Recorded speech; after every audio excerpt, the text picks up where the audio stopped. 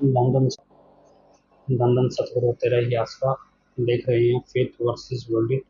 मैं डॉक्टर मोहित इंसान परम पूजनीय संत डॉक्टर गुरमीत राम रहीम सिंह जी इंसान के अनुयायी, उनकी सोच व सच्चाई इस प्रोग्राम के माध्यम से आप सभी लोग देखते, जानते, समझते व परखते हैं। तो आप सभी का आज के इस लाइव सेशन में बहुत बहुत स्वागत है जी।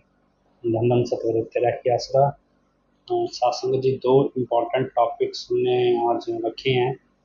एक है कि शासक नाम जी ग्रीन एस वेलफेयर फोर्स जो काम करती है, जो सेवा करती है, इसका बेसिक क्या है, कैसे ये काम करती है, क्यों ये बनाई गई, और आज जो बाढ़ की स्थिति है उसमें जो इसका काम है वो कैसे अजीबोगरीब है। तो इस चीज़ पे हम डिस्कशन करेंगे। दूसरा ये जो एक एपिसोड चल रहा है हरियाणा सरकार या सेंटर की गवर्नमेंट का हो या कोई भ्रष्ट अफसर को हो, उनका और एडम ब्लॉक के साथ मिली भगत से जो एक बड़े स्केल का अपराध चल रहा है, जिसमें हजूर पिताजी का हम शक्ल बना के दुनिया के सामने परोसा गया है, और उसके ज़रिए जो धार्मिक ध्रुवीकरण या सब चीज़ें या आपराधिक साजिशें रची जा रही हैं।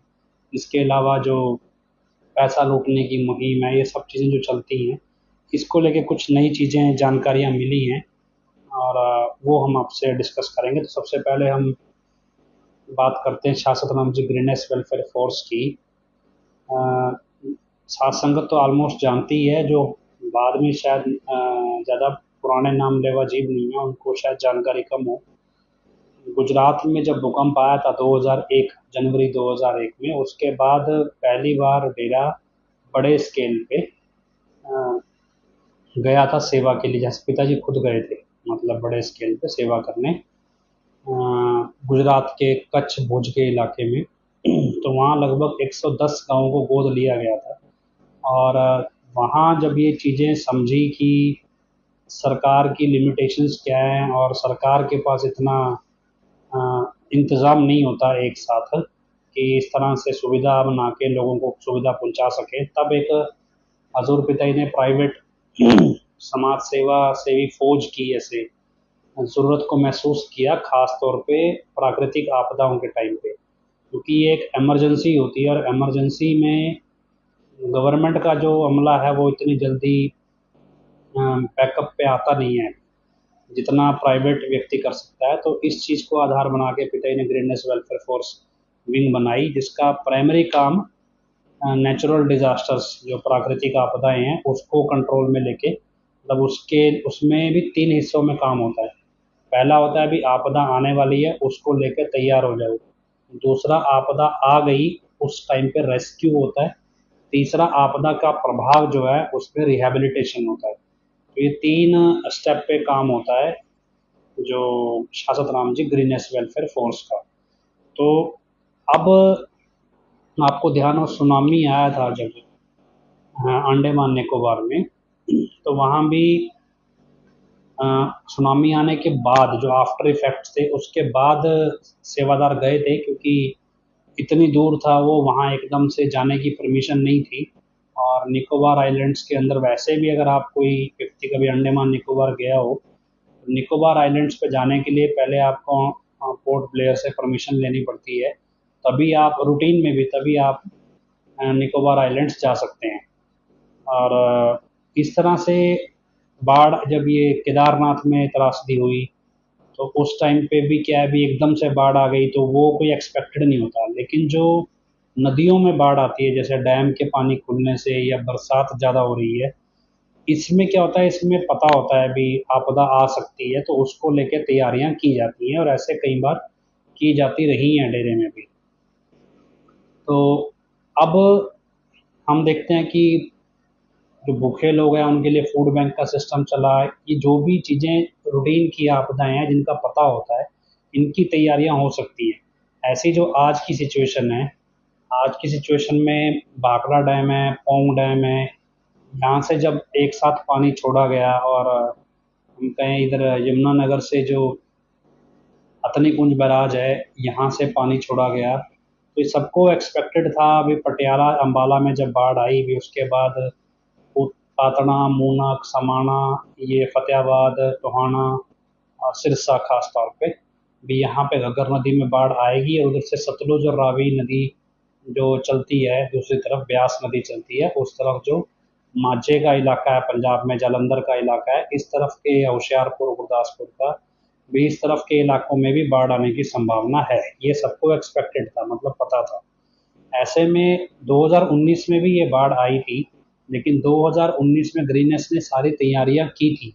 अब इसमें तैयारी क्या होती है, आमतौर पर नदी चलती है, जैसे जहाँ जहाँ नदी का रास्ता है, और नदी के साइड में बांध होते हैं, लगभग जैसे कहते हैं नदी के साइड में कुछ ज़मीन ऐसी होती है जो नदी का दायरा ही होता है, लेकिन वहाँ पे रूटीन में नदी में पानी कम रहता है, तो उस ज़मीन को सरकार पट्टे पे, मतलब लीज़ पे दे देती है एक एक साल के लिए, कि चलो कोई गरीब किसान उसको बीज लेगा और उस पर फसल ले लेगा तो काम हो जाएगा। लेकिन वो नदी के दायरे में ही आती है। उसके बाद एक बांध लगा होता है, और शहरी इलाके में थोड़ा आगे जाके एक सरकारी बांध भी लगा होता है। तो इस तरह से चलता है। और जब ये कोई बांध टूटता है, एक तो होता है बांध का टूट जाना, मतलब दोनों तरफ मिट्टी है और मिट्टी टूट गई और पानी निकल गया। एक होता है पानी ऊपर से मतलब ओवरफ्लो हो जाए, वो अलग चीज़ है, वो ओवरफ्लो को तो रोक नहीं सकते, लेकिन बांध टूटता है उससे ज़्यादा नुकसान होता है, क्योंकि पानी का सारा बहाव एकदम से चला जाता है। ओवरफ्लो में तो अगर पानी ज़्यादा पीछे से आ रहा है और आगे नहीं जा पा रहा, तो अगर हम आगे चला देंगे तो पिछले से पीछे पानी ओवरफ्लो नहीं करेगा। ऐसे में जब बांध टूटता है तो इसको आपने देखा हो वीडियोस जो आ रहे हैं, लोग क्या करते हैं, जाल के अंदर मिट्टी के कट्टों को लपेट रहे हैं, कम से कम 40-50 कट्टे ऐसे लपेट लेते हैं मिट्टी के, फिर एकदम से उसको जहाँ टूटा हुआ है बांध वहाँ पे फेंकते हैं, फिर जेसीबी मशीन से उसको पोजीशन उसकी सही जगह सेट करते हैं, थोड़ा रास्ता बन जाता है, फिर आगे डालते हैं, ऐसे करते करते बांध बनता है। लेकिन जब एडवांस में तैयारी की जाती है, उसमें क्या होता है, उसमें पिताजी की जो तकनीक बताई हुई है, उस तकनीक में जहाँ से बांध टूटता है वहाँ पे पहले बल्लियाँ गाड़ी जाती हैं, लकड़ की, जो जैसे टेंट लगाने के लिए बल्लियाँ आती हैं, ऐसे बल्लियाँ गाड़ दी जाती हैं। इन बल्लियों को गाड़ने के बाद लोहे के जाल तैयार होते हैं, जाली वाले, मोटी जाली के जाल, जैसे ऐसे मतलब जाल बनते हैं, छेद होते हैं बीच में जिसमें से पानी निकल जाए, तो ये मोटी जाली के जाल तैयार होते हैं, ये उस बल्लियों पे बंधते हैं। अब क्योंकि पानी का प्रेशर इस जाल को रोक नहीं पाता, क्योंकि जाल में से पानी निकल जाएगा, इसलिए जाल आसानी से बंध जाता है। जब ये जाल बंध जाता है तब इस जाल के आगे मिट्टी के कट्टे फेंके जाते हैं, ताकि अगर पानी का बहाव मिट्टी के कट्टों को हटाना चाहे तो ये जाल उस कट्टों को रोक ले। उससे क्या है कि आसानी से ये बांध बंध जाता है, और ये इस तरह से बांध कई बार बांधे भी गए हैं घग्गर नदी पे या अलग अलग नदियों पे बाढ़ के दौरान। अब ये सारी तैयारियां तब होती हैं जब डैम से पानी एक्सेस में छोड़ा जा रहा है और पता है कि बाढ़ ने आना है, लेकिन इस बार ऐसी कोई तैयारी नहीं की गई, जबकि इस बार बाढ़ पहले से कहीं ज़्यादा भयानक है। और अभी सिरसा में तो अभी भी इतनी भयानक स्थिति है कि सिरसा गांव के लगभग 5,000 एकड़ से ऊपर ज़मीन, 5 से 6 हज़ार, ज़्यादा ही होगा, 5,000 तो कल तक का डाटा था, आज और बढ़ गया होगा, तो इतनी एकड़ ज़मीन पे बाढ़ का पानी खड़ा है। और इसके अलावा शहर की ओर पानी बढ़ रहा है, जो फतेहाबाद से पानी ब्रीच हुआ है, और शहर की ओर पानी बढ़ रहा है। अब ये सारी चीज़ें सोचिए, ये बहुत भयंकर हालात हैं। ये तो तब हैं जब बहुत सारे डेवलपमेंट हो चुके हैं, और घग्गर नदी में कई बार बाढ़ आ चुकी है, उसके बाद सारे इंतज़ाम होने के बावजूद ये सब कुछ है। तो इस सारी चीज़ें चल रही हैं। अब ऐसी सिचुएशन में कोई तैयारी हुई नहीं, जबकि 10 तारीख से बाढ़ की संभावना थी और आज लगभग 19 तारीख है, और जबकि 14-15 तारीख तक ये सारी तैयारी आसानी से हो सकती थी, पर ऐसी कोई तैयारी नहीं हुई है। इसके अलावा एक नई चीज़ जो देखने में आई, वो ये कि एडम ब्लॉक ने एक चीज़ मैंडेटरी कर दी। मैंडेटरी क्या, जो एडमिनिस्ट्रेशन है जब तक वो एक ईमेल नहीं भेजेगा रिटर्न में, जब तक वो नहीं लिख के देगा, तब तक हम सेवा करने नहीं जाएंगे।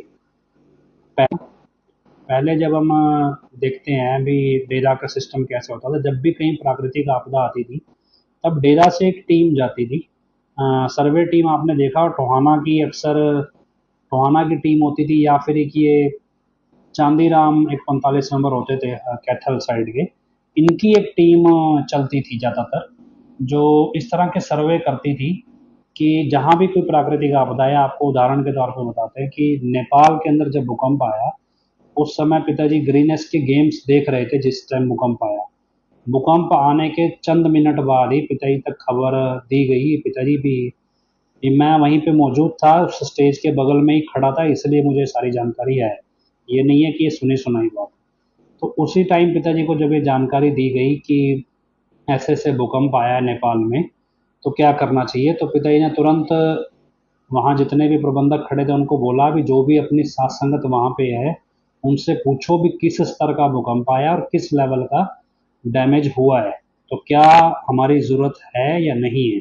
तो उसी टाइम नेपाल में या नेपाल के आसपास जितनी भी साथ संगत से संपर्क हो सकता था सबसे संपर्क किया गया और भूकंप भूकंप प्रभावी जो क्षेत्र थे वहाँ पे भेजा गया संगत के लोगों को जो लोकल थे वहाँ पे, और जिससे ये पता लगाया जा सके भी क्या कुछ हो रहा है, मतलब वहाँ पे कितनी ज़रूरत है। उसके बाद लगाओ करीब करीब 1100 लोगों की टीम सिरसा से नेपाल गई थी, और उस टीम में मैं भी था और बहुत सारे साथ सेवादार भी होंगे 1100 लोगों में से। तो ये टीम नेपाल गई थी और हजूर पिताजी खुद गए थे। मतलब ये सारा सिस्टम ऐसे चलता है। अब ऐसे ही जब किसी स्टेट लेवल पे ये बाढ़ आती है या इस तरह की त्रासदी हो तो डिस्ट्रिक्ट एडमिनिस्ट्रेशन से कभी इतना कांटेक्ट नहीं किया जाता। सबसे पहले स्टेट एडमिनिस्ट्रेशन से कांटेक्ट किया जाता है, क्योंकि जो डेरे की संस्था है और बाकी संस्थाओं में ज़मीन आसमान का फ़र्क है। बाकी संस्था क्या है कि आपको राशन ले आएगी, वॉलंटियर्स में 100-50 वॉलंटियर ले आएगी। लेकिन जब ये वॉलंटियर आपको टेम्परेरी रिलीफ दे सकते हैं, मतलब आपको खाना बना के दे देंगे, आपको टेंट लगा के दे देंगे, लेकिन रेस्क्यू के अंदर आपको एक ऑर्गेनाइज्ड टीम चाहिए होती है, जो जैसे आपको बैकअप पे ट्रैक्टर चाहिए, ट्रक चाहिए, जेसीबी चाहिए। और जब ये एक एस्टैब्लिश्ड और मतलब एक तरह से ये संस्था है, इस संस्था में हर तरह का एक्सपर्ट है और उसके हिसाब से जब टीम गठित होती है तो हर तरह का बैकअप टीम में होता है। इसलिए इसको इस संस्था को परमिशन आसानी से मिल सकती है बाकी संस्थाओं के मुकाबले। तो ज़्यादातर स्टेट गवर्नमेंट को अप्रोच किया जाता है और उसके बाद ओवरऑल इस सिचुएशन को हैंडल करने के लिए जो स्टेट का डिजास्टर मैनेजमेंट सिस्टम होता है उससे कोऑर्डिनेट किया जाता है यूजली। उसके बाद वो डिजास्टर मैनेजमेंट सिस्टम आपको लोकल डिस्ट्रिक्ट के जो डीसी है, डिस्ट्रिक्ट डीएम कह लो, डिस्ट्रिक्ट मजिस्ट्रेट या डीसी होता है या जिला उपायुक्त जिसे कह देते हैं, उससे कांटेक्ट करवाता है। और उसके ये आपका ट्रैक रिकॉर्ड होता है, इसलिए हर एक हरियाणा पंजाब में तो हर एक शहर के डीसी को पता है कि डेरे का ये नेटवर्क है इस तरह का, और उनको इन चीज़ों की ट्रेनिंग है। जबकि इतनी ट्रेनिंग एनडीआरएफ को भी नहीं है, क्योंकि उनकी भी टीम की लिमिटेशंस हैं। उनको भी क्या है, भी सरकार से बैकअप कब मिलेगा, लेकिन प्राइवेट लेवल पे बैकअप अरेंज करना लोकल लेवल पे पब्लिक से, संगत से आसान है। जबकि एनडीआरएफ को बैकअप लेने के लिए सरकार को बोलना पड़ेगा, और सरकारी अमला कितनी जल्दी हरकत में आता है सबको पता है। ऐसे में ये प्रैक्टिकल रहता है। अब ऐसी सिचुएशन में ना तो कोई सर्वे टीम निकली तो भी सर्वे किया जाए, और ना ही रेस्क्यू के अंदर कोई टीम गई। रिहैबिलिटेशन में भी ये कंडीशन लगा दी गई भी पहले आप एक ईमेल भेजो और इस ईमेल के बाद हम काम करेंगे। और ईमेल भी एक तरफा कम्युनिकेशन है, मतलब एक तरफी बातचीत है। अब हमने ईमेल भेज दिया, आपने किसी ने, उसको कैसे पता चले भी वास्तव में वहाँ ज़रूरत क्या है, क्योंकि एक पहला तो क्या होता था, हम खुद जाके पूछते थे। अब क्या है भाई, पीछे बिठा दिए। ऐसे में क्या है भी, कल किसी ने जानकारी दी भी कुछ सेवादार थे जो वो अपनी मर्जी से सेवा करने लगे। जैसे अब इन्होंने मैसेज निकाल दिया ग्रीनएस को सेवा करने का, तो क्योंकि अब जो लोगों ने सेवा का प्रसाद लिया है वो एडम लोग का पता नहीं कि पिताजी के प्रति वफादारी रखते हैं, उनको होता है भी हमें सेवा करनी ही करनी है, कि हम ड्यूटी बाउंड हैं और हमें करनी है सेवा, इसलिए वो अपने हिसाब से सेवा पे निकल गए, कोई आए ना आए। ऐसे में कई जगह उनका विरोध करा, मतलब जो प्रबंधक लेवल पे या 85 मेंबर जो अब नए बनाए हैं या 45 मेंबर कमेटी जो भी कह लो, इन लोगों ने इस चीज़ पे जोर दिया भी आपने सेवा नहीं करनी जब तक डेरे को कोई ऑफिशियली रिक्वेस्ट नहीं आती। डेरे को रिक्वेस्ट सरकार अपने आप में सक्षम है। डेरे को रिक्वेस्ट हमेशा लोकल एडमिनिस्ट्रेशन भेजता है इमरजेंसी की सिचुएशन में, क्योंकि उसे पता है कि सरकारी बैकअप नहीं आएगा। इसके अलावा जब बाढ़ का पानी फैल गया, 6-6 फुट 7-7 फुट खड़ा हो गया, तब वो रिहेबिलिटेशन है। उसके बाद तो डूब चुका जिसने डूबना था। अब तो पानी खड़ा है, वो धीरे धीरे उतरेगा, अब वो रिक्वेस्ट नहीं भेजेगा। तो ऐसे में ये चीज़ें खुद से देखनी होती हैं कि हमें क्या करना है, उसमें रिक्वेस्ट की इंतज़ार नहीं की जा सकती, क्योंकि ये इमरजेंसी की सिचुएशन में ही आएगी। अगर आपने देखा, मूनक के एसडीएम ने जो लेटर लिखा वो बाढ़ आने से पहले लिखा कि इसी तरह जो अभी रानिया की तरफ से पंचायत की तरफ से एक लेटर जारी हुआ है डेरे को हेल्प के लिए, वो भी रानिया में पानी आ सकता है, इसलिए इमरजेंसी के तौर पे रानिया के सरपंच ने लिखा। तो ये चीज़ आपको समझ आनी चाहिए भी प्रैक्टिकली ये कैसे काम करती है ग्रीनेस वेलफेयर फोर्स। अब उनको बोला भी आपने सेवा नहीं करनी, और अगर करना चाहते हो तो ग्रीनेस की वर्दी पहन के सेवा नहीं करनी।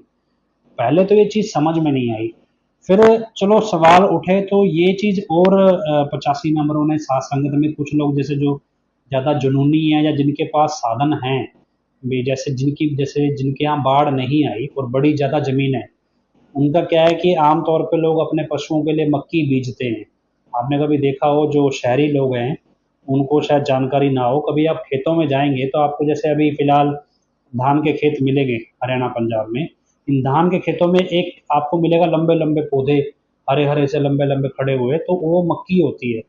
ये क्या है, ये पशुओं के लिए बीजी जाती है अक्सर, ये पशुओं को चारा मिल जाए और मक्की भी तैयार हो जाती है इससे। अब ये, इसकी ज़रूरत बाढ़ में ज़्यादा है, तो जिन लोग इसको स्टोर भी करते हैं चारे को, जो आपने देखा हो जो कनक कटने के बाद भूसा होता है, आप देखें ना बड़े बड़े ट्राली, वो भूसे वाली ट्राली चलती है, उसका भूसा वो स्टोर करते हैं, ये हरा चारा भी बनाते हैं, मक्की रखते हैं। तो जिनकी ज़्यादा ज़मीन है, जिनके पास, जिनको लगता है भी हम दोबारा उगा सकते हैं पशुओं के लिए, उन्होंने क्या किया, ये ऑफ़र कर दिया भी हम ये चारा उन पशुओं तक तो पहुँचा दें जिनकी फसलें डूब गई है। अब उनको, पशु को तो दिन का 40-50 किलो चारा और 40-50 लीटर पानी चाहिए, तो आदमी तो फिर भी थोड़ा भूखा रह लेगा, पशु को तो उतना चाहिए। और बाढ़ के अंदर पशु का सामान भारी है, उसको तो छुपाना भी या उठा के चलना भी मुश्किल है। तो ऐसे में पशुओं की ज़रूरतें बाढ़ में इंसान से ज़्यादा हो जाती है। अब जिन्होंने ये मदद ऑफ़र की उनको बोला भी मदद नहीं करनी। क्यों नहीं करनी? इसलिए नहीं करनी क्योंकि इन लोगों ने 25 अगस्त 2017 के टाइम पे हमारी मदद नहीं करी, और पंजाबी में कह देते हैं हादा नारा नहीं मारा, मतलब हमारे हक में नहीं खड़े हुए। और अब सवाल ये भी, आम जनता हमारे हक में खड़ी क्यों हो जब डेरा खुद पिताजी के हक में खड़ा नहीं हुआ? सबसे पहली बात ये, ऐसा कौन सा 85, 45 और 25 मेंबर या भंगीदास आपको दिखाई देगा जो 25 अगस्त के बाद गरीब हो गया हो या जिसके पास पैसे की कमी आ गई हो? उल्टा ये सारे लोग अमीर हो गए और 85-45 मेंबर तो करोड़ोपति बन गए। एडम ब्लॉक के लोग तो अरबोपति की दिशा में जा रहे हैं। तो ऐसी कौन सी आपदा आई थी 25 अगस्त के बाद इन लोगों के ऊपर, जिसको मतलब झेलने के लिए इनको आम जनता की जरूरत थी? 85 मेंबर, प्रबंधक, भंगीदास या जिम्मेवार जो थे, ये तो 25 अगस्त के बाद करोड़पति हो गए, इनके ऊपर तो कोई आपदा आई नहीं। फिर इनको आम जनता से इतनी नाराजगी क्यों है भी इन्होंने 25 अगस्त के समय हमारी मदद नहीं की? तो ये मदद ये किसको चाहिए थी? और उसके बाद 25 अगस्त के बाद ये मदद क्या थी? मदद उन लोगों को चाहिए थी जिन लोगों को चोट लगी, जिनके लोग मारे गए उस दंगे में, उस हिंसा में, या कह लो पंचकुला की जो घटना में या सिरसा की घटना में जो लोग मारे गए, जो जख्मी हुए, जिनकी ज़्यादा चोट आई, इन लोगों को मदद चाहिए थी और ये लोग संगत ने आपस में मदद की। तो आम जनता से किस तरह की मदद की उम्मीद की जाती है? इसके अलावा अगर हम ये बात करें तो दूसरी तरफ आओ, धार्मिक मसले के ऊपर, बरगाड़ी के अंदर जो गुरु ग्रंथ साहिब की बेअदबी हुई, उस मसले के बाद सिख लोग भी परेशान थे, तो क्या डेरे की संगत ने उस परेशानी में सिख संगत को ऑफर किया कोई मदद भी? अगर अब धार्मिक मसले के ऊपर मदद की बात है, तो डेरे के किस प्लेटफॉर्म से सिखों के साथ जांच में सहयोग करने की बात आई? मतलब अगर आप सिखों को लेके कहते हो कि सिख डेरा को लेकर ज़्यादा बोलते हैं, तो हमने कौन सा ऑफर किया है भी उनके हक में खड़े होके भी हाँ हम जांच में सहयोग करेंगे? उल्टा हमने तो भगौड़े बना रखे हैं, बंदे डेरे में छुपा के रखे हुए हैं बंदे, ताकि जांच पूरी ना हो। लेकिन क्या है कि ये जो नफरत वाला पैटर्न है, अब डूबता है आदमी, मर रहा है, उसका धर्म जात थोड़ा ही देखा जाता है। और बाढ़ का पानी सत्संगी और गैर सत्संगी देख के घरों में नहीं घुसा है, वो सबके साथ एक साथ ही जो ये आपदा आई है सबके लिए एक बराबर आई है। ऐसे में चलो सेवा पे जाना, फिर ग्रीनेस की वर्दी ना पहनना, ये क्या एक नफरत का बेस खत्म नहीं करना। मतलब आप अगर बीजेपी की आइडियोलॉजी को देखोगे ना, कि अगर मुसलमान हिंदू से दोस्ती करना भी चाहता है तो भी उसके पीछे आप लव जिहाद या इस तरह की चीजें क्रिएट कर दी जाती है। अभी अगर हिंदू कोई दोस्ती करना भी चाहे तो भी आप उसको लव जिहाद के कैटेगरी में देखना शुरू कर दो, नफरत का बेस बना रहे। इसी तरह क्या है कि इस बार ज्यादा क्या हुआ है कि ग्रीनेस मैदान में नहीं उतरी तो क्या डैमेज बहुत ज्यादा हुआ है। और डैमेज जब ज्यादा हुआ है तो पंजाब के लोग क्या कि जो गुरु प्रथा को ज्यादा मानने वाले हैं, उनके अंदर एक फीलिंग पैदा होने लगी भी पंजाब के लोगों ने कोई गलती कर दी बड़ी, और ये गलती ऐसी है जिसमें गुरुओं का आशीर्वाद उनके ऊपर से उठ गया, और वो इतनी सेवा करते हैं बावजूद इसके उनकी फसलें डूब गई। तो उनको ये फीलिंग महसूस हो रही है। और इसके इसी तर्ज पे कुछ वीडियोस भी सामने आए जहाँ पे ग्रीनेस के और सिख जो निहंग सिख हैं ये मिलके काम कर रहे हैं बांध बांधने के लिए। और वहां पे चीज उन्होंने खुद से बोली भी, ये भाईचारा जरूरी है समाज में प्राकृतिक आपदा के समय पे। अब क्योंकि चलो ये तो डेरा ने कदम नहीं उठाने दिया अपने स्वार्थ के लिए, डेरा प्रबंधकों ने, पर लोगों को ये सेंस चला गया भी ग्रीनेस वेलफेयर फोर्स विंग की आवश्यकता क्या है।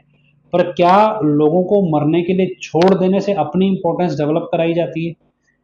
नहीं ना।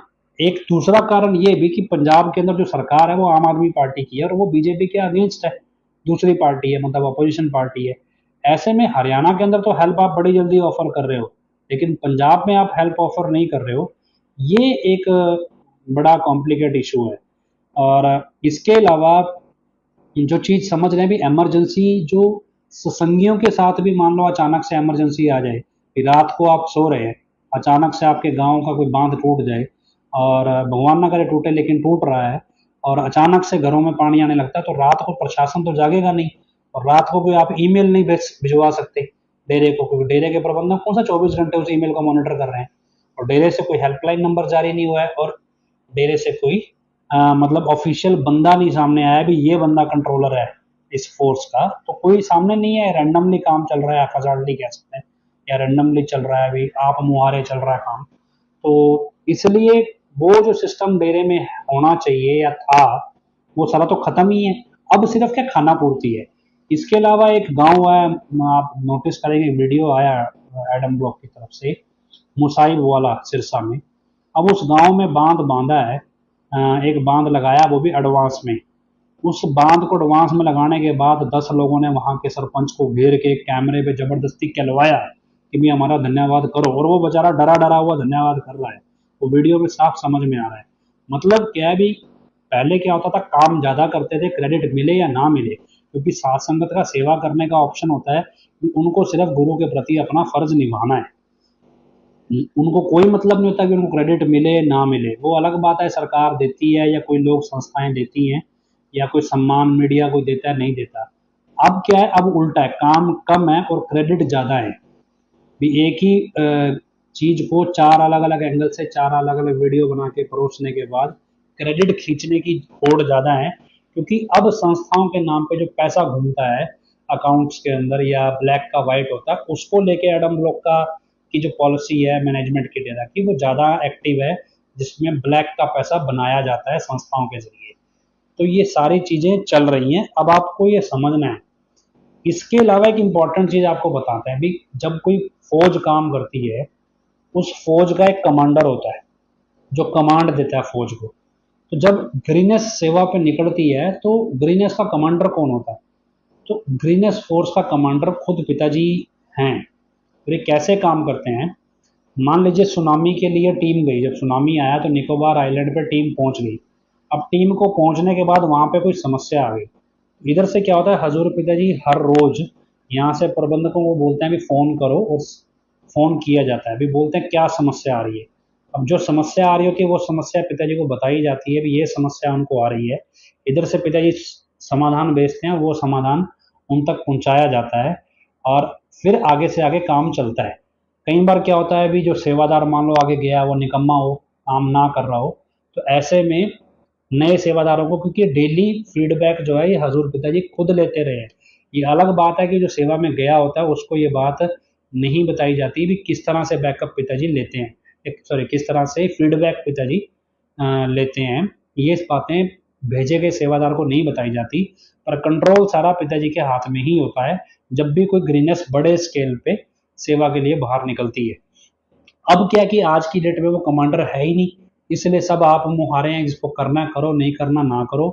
और लेकिन समाज में भाईचारा ना पैदा हो, ये एक इम्पॉर्टेंट चीज़ है, क्योंकि जब हम आपको बता रहे हैं कि नकली वाला जो सिस्टम चल रहा है उसके जरिए धार्मिक ध्रुवीकरण जो है, सिख और डेरे का ध्रुवीकरण पंजाब में, हिंदू मुसलमान का ध्रुवीकरण बाकी हिंदी भाषी क्षेत्रों में जो डेरे के साथ मिलकर करने का प्लान रहता है भाजपा का, उस प्लान को सपोर्ट करने के लिए ग्रीनेस को सिखों के साथ टाई अप नहीं होने दिया जाता।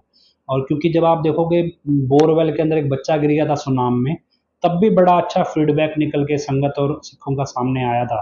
और अब तो क्या है कि जो सिखों का अकाल तख्त जिसे कह देते हैं, श्री अकाल तख्त साहिब, इसकी अपनी क्रेडिबिलिटी भी डाउटफुल हो गई है, क्योंकि उनके जत्थेदार ये बोलने लगे हैं भी ये तो भी एक पॉलिटिशियन के कहने पे सारा कुछ चलता है, और एक्चुअल में ये उतना सही नहीं है इनका जो सिस्टम है। और इनको अब वो सबको समझ आने लग गया है कि कैसे धार्मिक संस्था के नाम पे एक पॉलिटिशियन अपनी राजनीति चला रहा है, और एक ही पॉलिटिशियन के लिए ये सारा कुछ होता है इतनी बड़ी संस्था के जरिए।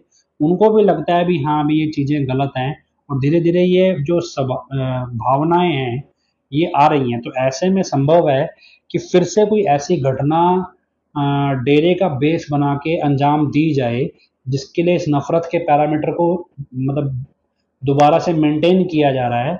और नकली वाला आके ऐसे कोई, क्योंकि जब कोई वारदात कराए, जैसे अभी अमृतपाल को लेके कितनी बार प्लान बना, हमने आपको उस टाइम बार बार बताया।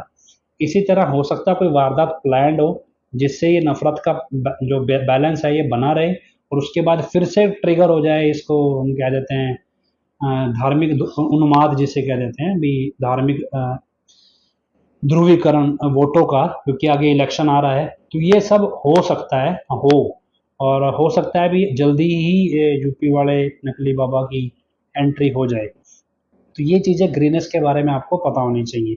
अब आता है नकली वाले मसले पे। नकली वाले मसले पे आपको बताएं कि जो जितनी हमारे पास जानकारी एडम ब्लॉक के मैनेजमेंट के या सरकारी सूत्रों से आती है, उसमें जो जानकारी इस बार निकल के आई है वो इतनी सीधी नहीं है। उनका ये कहना है कि इस बार जो नकली वाले जो नकली का रोल प्ले करते हैं ना, इनकी तैयारी इतनी बढ़िया तरीके से कराई गई है, और जितने सवाल हमने उठाए हैं, जितने कमियां हमने पिछ दिखाई हैं बार बार कंपैरिजन करके, उन तमाम कमियों के ऊपर मैनेजमेंट ने काम किया है। और जो रिहर्सल हुई है, उस रिहर्सल को देखने वाले लोगों का ये कहना है कि भाई इस बार जो है वो आपको थोड़ा फर्क करना मुश्किल हो जाएगा, क्योंकि इस बार जो स्क्रिप्ट है वो काफ़ी हद तक इस तरह से लिखी गई है कि मैनेजमेंट का उतना पक्ष नहीं लेना, कभी कभार मैनेजमेंट को पब्लिक के सामने डांट देना है, लोगों के साथ सिंपैथी ज़्यादा दिखानी है, ज़्यादा सफाई देने की कोशिश नहीं करनी है। तमाम चीज़ें जो कमियां हम गिनाते रहे नकली वाले, उसमें वो सारी कमियां काफ़ी हद तक मतलब जिन देखने वालों को, उनको कौन सा वो आस्था के तौर पे देखते हैं, लेकिन जो दुनियावी तौर पे वो देख रहे हैं, उनका कहना है भी बहुत चीज़ें बैलेंस हुई हैं इस बार, तो इसलिए धोखा मत खा जाना।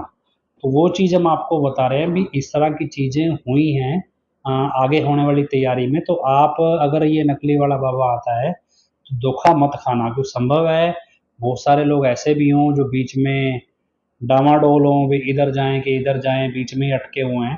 तो हो सकता है ये परीक्षा का अगला दौर हो, क्योंकि एडम ब्लॉक ने ये माहौल 2-3 महीने पहले से ही बनाना शुरू कर दिया है कि भी हजूर पिताजी ने तो ये नाटक किया था एक तरह से, इस तरह से अपना व्यवहार बदल के, और अब जब हजूर पिताजी दोबारा आएंगे, मतलब अब जो ये पैरोल का की प्लानिंग करेंगे, उसमें असली वाले मतलब प्रॉपर रूप में जैसा उनका एक्चुअल बिहेवियर है वैसे आएंगे। मतलब ये बेस एडम ब्लॉक या 45 नंबरों ने पहले से ही बनाना शुरू कर दिया है। इसके अलावा जो बड़े एनआरआईज हैं जहाँ से ये मोटी पेमेंट लेते हैं या हवाले का धंधा चलाते हैं, एनआरआई से पेमेंट निकालते हैं, उनके लिए क्योंकि वो थोड़े ज़्यादा पढ़े लिखे गिने जाते हैं, आईलेट्स वगैरह करके जाते हैं, थोड़े इंग्लिश बोलने वाले होते हैं, वो और तरह से चीज़ों को देखते हैं। उनके क्योंकि विदेशों में उतने धार्मिक माहौल तो होता नहीं है, वो थोड़ा प्रैक्टिकल हो जाते हैं, उनके सामने कहानी कुछ और ही बनाई होती है। उनको क्या है कि देखो जी, जैसे एक आया था ना एक बाबा जाके किसी आइलैंड पे रहने लग गया, और उसने हिंदू राष्ट्र घोषित करने के लिए यूएनओ में एप्लीकेशन लगा दी अपने उस आइलैंड को। तो इनको कुछ नया ही कहानी सुनाई हुई है अभी। अब तो पिताजी सिरसा में, इंडिया में पिताजी का काम पूरा हो गया, अब तो पिताजी विदेश में रहेंगे। तो ये सारी चीज़ें अब उस तरफ चल पड़ी हैं जो एनआरआईज के लिए, कि पिताजी तो विदेश में रहेंगे, इंडिया में उनका मकसद पूरा हो गया है, ये सब कुछ पूरा हो गया है, मतलब उनके लिए अलग कहानी है। सरल भाषा में कहावत है भी जैसा मुंह वैसी चपेड़, मतलब जैसा चेहरा दिखाया जाए वैसा ही थप्पड़ मार दो जिस पे जैसा चेहरा दिखता है। तो वैसा ही सिस्टम कुछ है भी, जिसको जिस तरह की भाषा में समझ आए उसको उस तरह की भाषा की कहानी बता दो, और जो जितना दे दे, जितना पैसा उससे निकल सके, जितना वो काबू में आए उतना बढ़िया है। तो ये नकली वाले बाबा जो यूपी वाला आता है, इसको लेके आप सतर्क रहें कि इस बार जो प्लानिंग हुई है यूपी वाले को लाकर एस्टैब्लिश करने की, उस प्लानिंग में ओरिजिनलिटी को प्रूव करने के लिए बहुत सारा काम किया गया है। लेकिन एक कहते हैं ना भी, गधा अगर शेर की खाल पहन ले तो शेर वो दिख सकता है, लेकिन जैसे ही वो हींगता है तो पता चल जाता है भी ये शेर नहीं है, ये गधा है। अब क्योंकि आर्टिफिशियल इंटेलिजेंस का ज़माना है, ऐसे में गधा शेर की आवाज़ बना सकता है, लेकिन गधा शेर की सोच नहीं बना सकता, आवाज़ ही बना सकता है। और सोच और स्वभाव शेर वाला कभी हो ही नहीं सकता। और जब डंडा दिखाएंगे तो गधा भागता ही भागता है। तो खैर ये चीज़ आपको समझ आनी चाहिए। ऐसा नहीं है कि पता नहीं चलेगा, पर क्योंकि आपको पता होगा तो आप उसके अनुसार देखेंगे। और ये किसी भी तरह से झूठी खबर नहीं है, पुख्ता की हुई खबर है। तो आप इस पे गौर कीजिएगा। बाकी पंजाबी भाषी लोग हैं, उनसे उनको थोड़ा समझाने के लिए या जैसे भी उनकी भाषा में बात बताने के लिए मैं वीरपाल कौर को फ़ोन लाइन पे लेते हैं, तो उनको आपने सुनना है।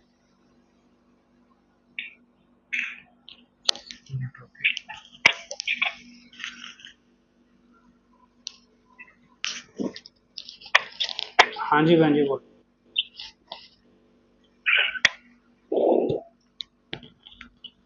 बहुत ही प्यारे सतगुरु जी की प्यारी प्यारी साध संगत जी, धन धन सतगुरु तेरा ही आसरा।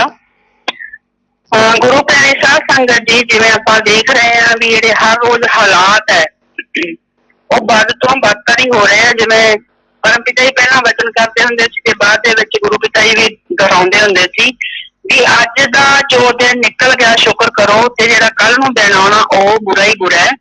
ਆਪਾਂ ਅੱਖਾਂ ਦੇ ਸਾਹਮਣੇ ਦੇਖ ਹੀ ਰਹੇ हैं कि किवें हर रोज जिहड़ा अगला दिन है किवें पहले दिन तो बुरा आ रहा है। ਅੱਜ ਜਿਹੜੇ ਪੰਜਾਬ ਦੇ ਹਾਲਾਤ ਹੈ ਕੋਈ ਇਹ ਨਹੀਂ ਹੈ ਕਿ ਵੀ ਪਹਿਲਾਂ ਨਾਲੋਂ ਜ਼ਿਆਦਾ ਵਧੀਆ ਬਣ ਗਏ, ਸਗੋਂ ਦੀ ਜ਼ਿਆਦਾ ਜਗ੍ਹਾ ਤੇ ਜਿਵੇਂ ਸਰਦੂਲਗੜ੍ਹ ਦਾ ਏਰੀਆ ਹੋ ਗਿਆ ਜਾਂ ਉਧਰ ਵੀ ਸਤਲੁਜ ਦਾ ਪਾਣੀ ਕੁਝ ਨਵੇਂ ਜਗ੍ਹਾ ਦੇ ਉੱਤੇ ਜਿਹੜਾ ਭਰਿਆ ਹੈ, ਤੇ ਜਿਹਦੇ ਕਰਕੇ ਜਿਹੜੇ ਹਜੇ ਵੀ ਪੰਜਾਬ ਦੇ ਹਾਲਾਤ ਹੈ ਕੋਈ ਵਧੀਆ ਨਹੀਂ ਹੈ।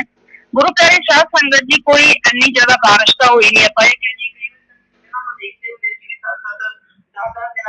ਵੀ ਲੱਗ ਜਾਂਦੀਆਂ ਤਾਂ ਵੀ ਇਹੋ ਜਿਹੇ ਹਾਲਾਤ ਨਹੀਂ ਬਣਦੇ ਸੀ ਇੰਨੀ ਜਲਦੀ, ਜਿਹੜਾ ਹੁਣ ਇੰਨੇ ਹਾਲਾਤ ਬਣੇ ਆ।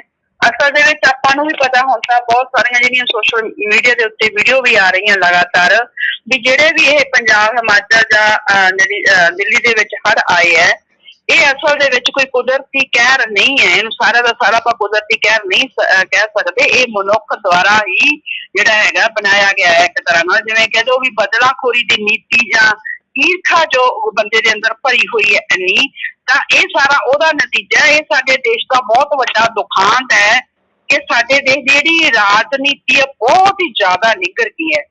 ਇੰਨੀ ਜ਼ਿਆਦਾ ਸਾਡੀ ਰਾਜਨੀਤੀ ਨਿੱਘਰ ਗਈ ਹੈ। ਪਹਿਲਾਂ ਤਾਂ ਸਾਡੇ ਜਿਹੜੇ ਲੀਡਰ ਸੀ ਸਾਡੇ ਦੇਸ਼ ਦੇ, ਇਹਨਾਂ ਨੇ ਜਿਹੜੇ ਸੱਚੇ ਸੰਤ ਸੀ ਉਹਨਾਂ ਨੂੰ ਬਦਨਾਮ ਕਰਕੇ ਉਹਨਾਂ ਨੂੰ ਜੇਲ੍ਹਾਂ ਦੇ ਵਿੱਚ ਸੁੱਟਿਆ।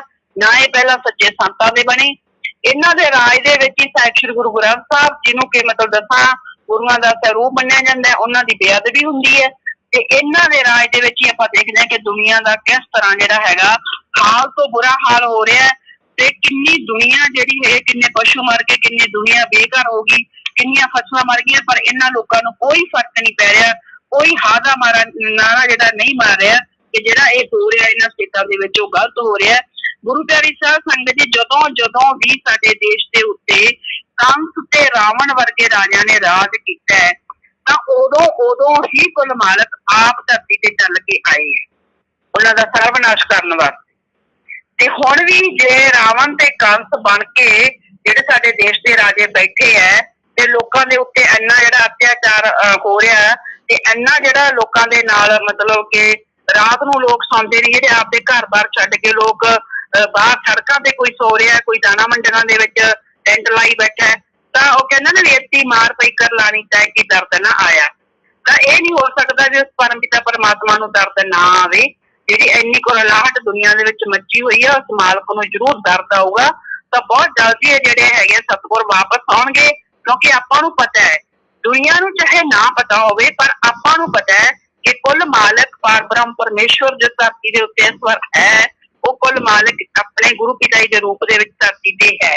ਇਹ ਵੱਖਰੀ ਗੱਲ ਹੈ ਕਿ ਉਹਨਾਂ ਤੇ ਇੱਕ ਵਾਰੀ ਜਿਹੜਾ ਹੈਗਾ ਉਹਨਾਂ ਨੂੰ ਸਜ਼ਾ ਦੇ ਕੇ ਜਾਂ ਜਿਹੜਾ ਉਹਨਾਂ ਤੇ ਝੂਠੇ ਦੋਸ਼ ਲਾ ਕੇ ਉਹਨਾਂ ਨੂੰ ਜੇਲ੍ਹ ਭੇਜ ਕੇ ਜਾਂ ਜੋ ਵੀ ਇਹਨਾਂ ਨੇ ਉਸ ਤੋਂ ਬਾਅਦ ਉਹਨਾਂ ਨਾਲ ਕੀਤਾ ਉਹ ਤਾਂ ਖੁਦ ਹੀ ਆ ਕੇ ਦੱਸਣਗੇ ਕੀ ਕੁਝ ਕੀਤਾ। ਆਪਾਂ ਨਹੀਂ ਦੱਸ ਸਕਦੇ ਇਸ ਸਮੇਂ, ਬੇਸ਼ੱਕ ਸਾਨੂੰ ਬਹੁਤ ਕੁਝ ਪਤਾ ਹੈ ਪਰ ਫਿਰ ਵੀ ਅਸੀਂ ਇਹ ਸਮਾਂ ਨਹੀਂ ਹੈ ਕਿ ਅਸੀਂ ਕੁਝ ਦੱਸੀਏ।